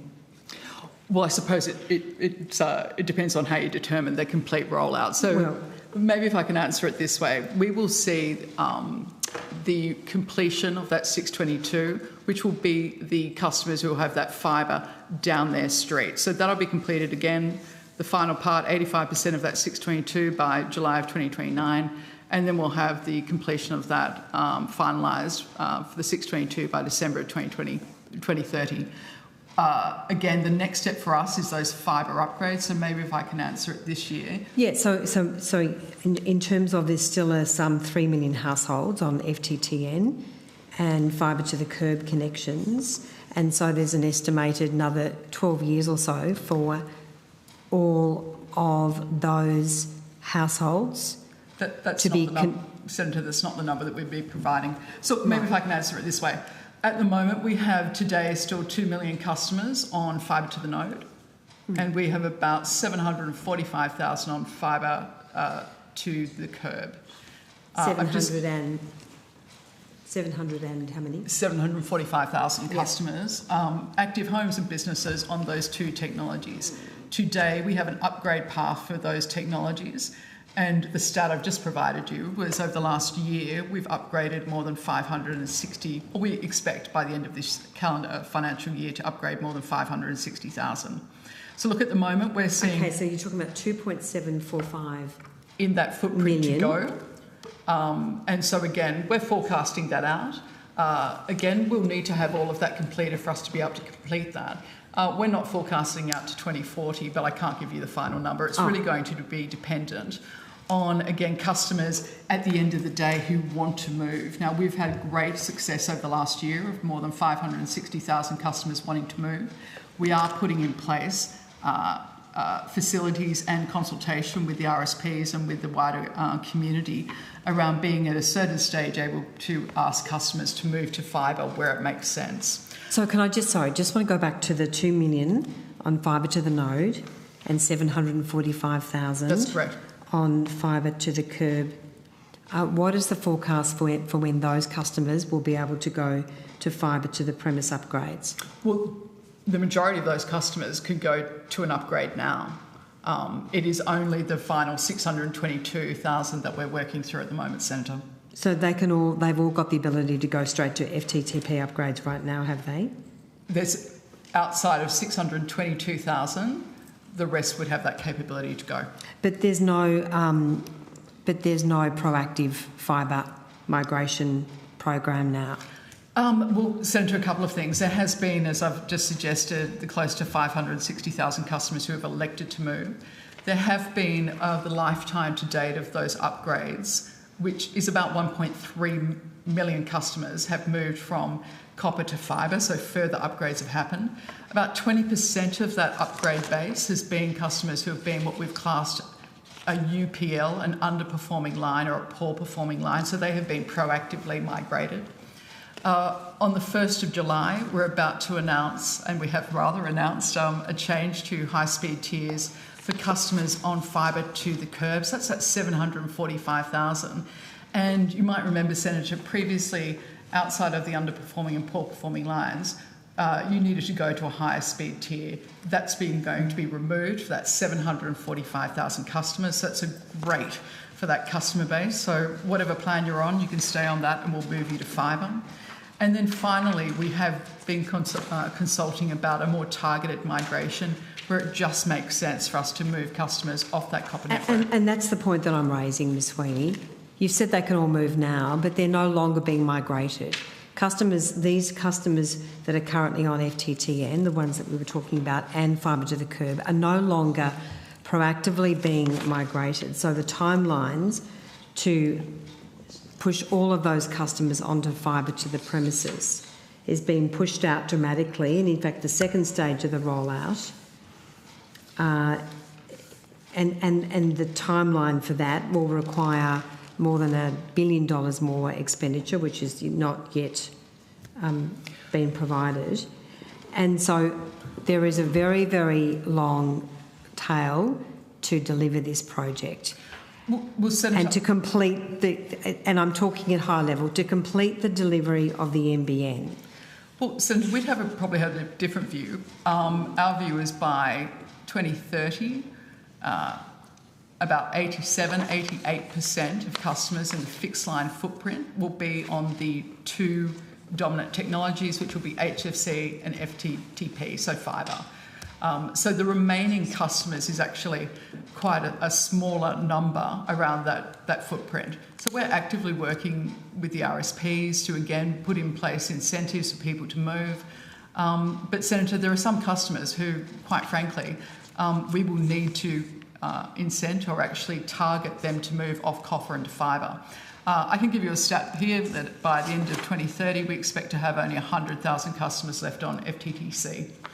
So right, well, if you're saying that this report is wrong, and I think this report seems like it's underpinned with a great deal of research in terms of the rollout, then I would welcome a detailed advice as to the infrastructure rollout of the NBN, including in relation to the proactive migration of those who are currently on non-fibre to the premise connections. We'd be delighted to do that. And maybe if I can just correct one thing, I think you've referenced that it's going to cost us more. Quite frankly, on the 622, I'll be delighted to be back here in February of 2027 to give you the final costings of that, and we will be bringing that in under budget. I'm talking about everyone.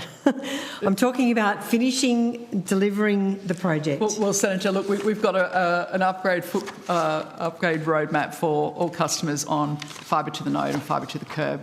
And again, I've just given you the number. It's close to 2.745 million customers on that, and we'll be delighted to be able to help those customers move on to fibre because of all the benefits. Just one thing you did mention that I think, an extra $1 billion in terms of the rollout. Quite frankly, we're seeing the cost of lead-ins come down. I think previously when we've been asked in the Senate what the cost of a lead-in has been, it's been close to $1,600, and today we're tracking under $1,000. All right, well, I would welcome if you could provide us with detailed information in relation to not just the delivery or completion of the NBN, but also the additional costs required. And definitely as far as I can, Senator, obviously, we do have a debt market and we provide as much data as we can, but we are restricted in some of that. But definitely I'll take that on notice. We'll be delighted to give you more information. Thank you. Now, I raised this briefly. The NBN uptake is now sitting at about 69% of eligible households. Across all of the 7 technology centres. It's higher in the fixed line footprint than it is in satellite and fixed wireless. What's the breakdown? Do you have the breakdown? Yeah, sure. So the in fixed line, it's about 71%. If you can just take me at roughly 71% in terms of the uptake in terms of fixed wireless, that number hasn't changed. It sits at about 50%, and satellite sitting, I think, about 25%. So fixed wireless is 50? Yes. And satellites at 25. Is that because everyone's gone over to Starlink? Well, I mean, some of it is. So, again, we've got about 65,000 customers in the satellite footprint, and that's off a potential base of about 300. There has been decline in that market, as you'd imagine. Starlink has come in with an offer. It's great for Australians to have, I think, that competitive environment and that dynamic environment that we're seeing, but we continue to offer a great service with Sky Master, and I think, as you're aware, we are progressing to move off Sky Master onto low Earth orbit satellite. Ms Sweeney, that's taking a very positive view that you continue to offer a great service with Sky Master. Well, Sky Master is getting a pretty bad, I don't know whether you've been in the bush lately, it's getting a pretty bad rap in the bush. Well, I might throw it to Gavin maybe just to give a bit of Gavin and I have chatted about this, in fact, quite a few years ago when I suggested that you should have a look at Starlink and look what was going on. And I think things are just getting worse on the Sky Master satellite. I know you are moving to LeoSat. But anyway, so what can I just ask though, what is the NBN doing and also the government doing to try and raise take-up by Australians of the NBN?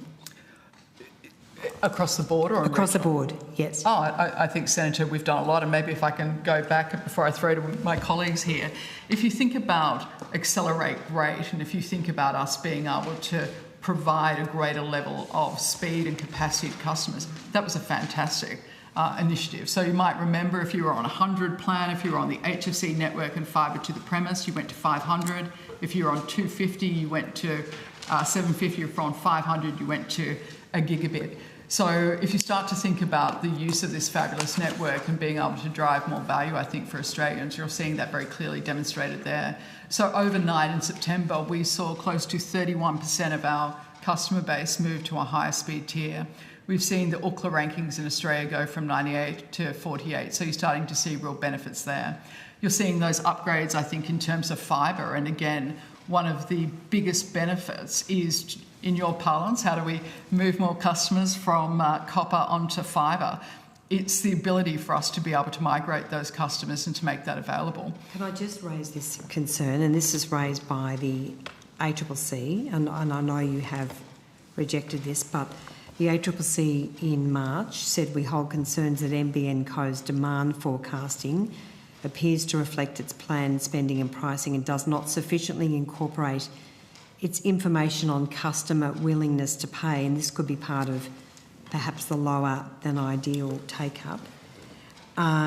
So the ACCC has raised concerns and, of course, plays a very important role in the regulatory landscape in this country, suggesting that NBN is exaggerating its customer forecasts to justify its spending plans.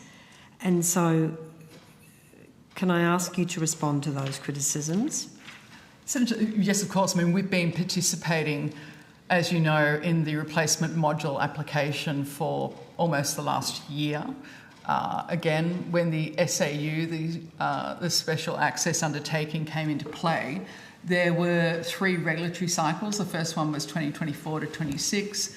The next one is 27 to 29. We've been asked to provide a number of business cases, close to 10 business cases, to assess against the prudency and efficiency of the investments that we're making. And the ACCC has come back with a finding, once you take into place the government public policy notice on the final 622,000, that recommends 99.7% of the investments that we have made. So I think there is a difference of opinion we have between Houston Kemp, who were the ACCC advisor there, and we've gone back as part of that consultation process to provide, I think, a different point of view regarding that. But what I would say, Senator, is again, we have seen a significant take-up, 560,000 in the last year, well performed the previous forecast that we had. regarding the NBN and the active number of premises that we have. But we continue to work, if I can say, very constructively with the ACCC. We've responded to the replacement module determination draft, and we'll look forward to their final determination.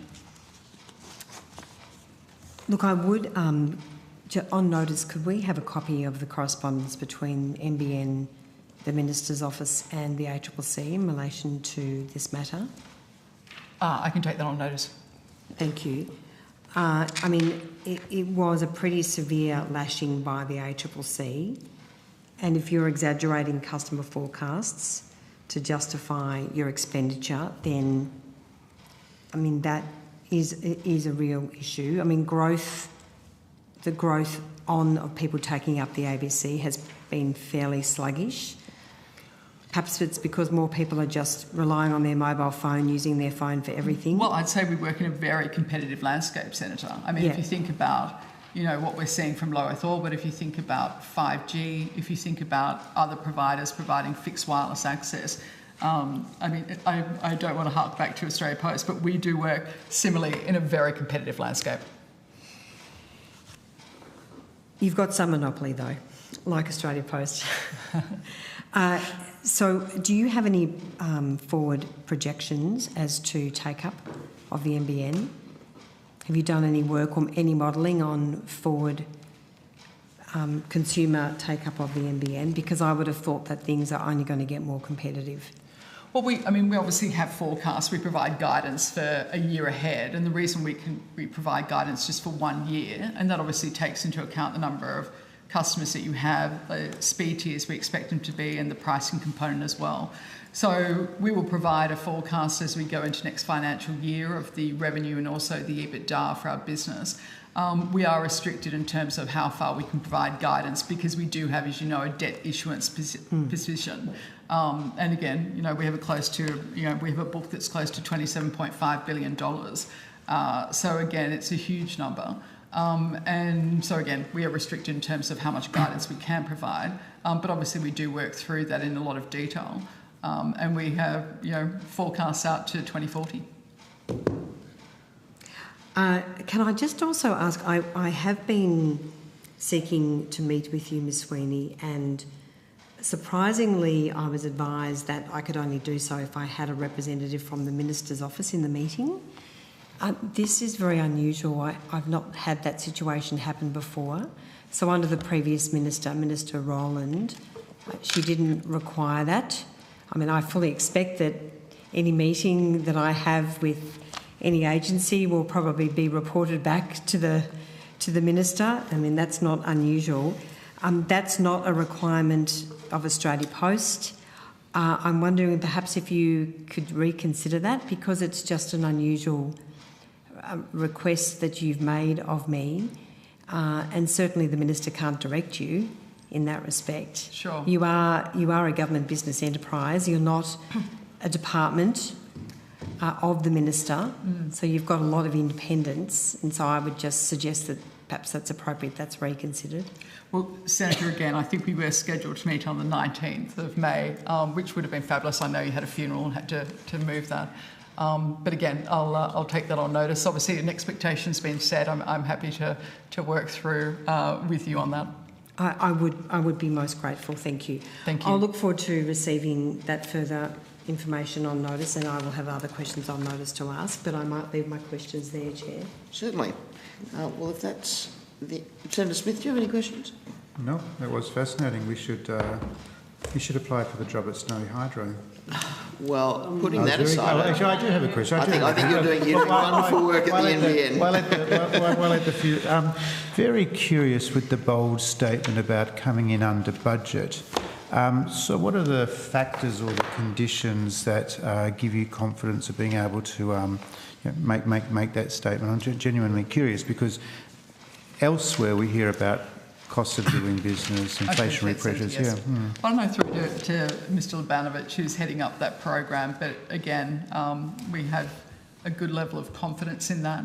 And prior to maybe the war, given the impact on some of the inflationary costs we're seeing, we would have had a very high confidence. But Dion, if I can ask you just to maybe briefly comment. Yeah, absolutely. Dion Labanovich, appearing as Chief Network Officer at NBN.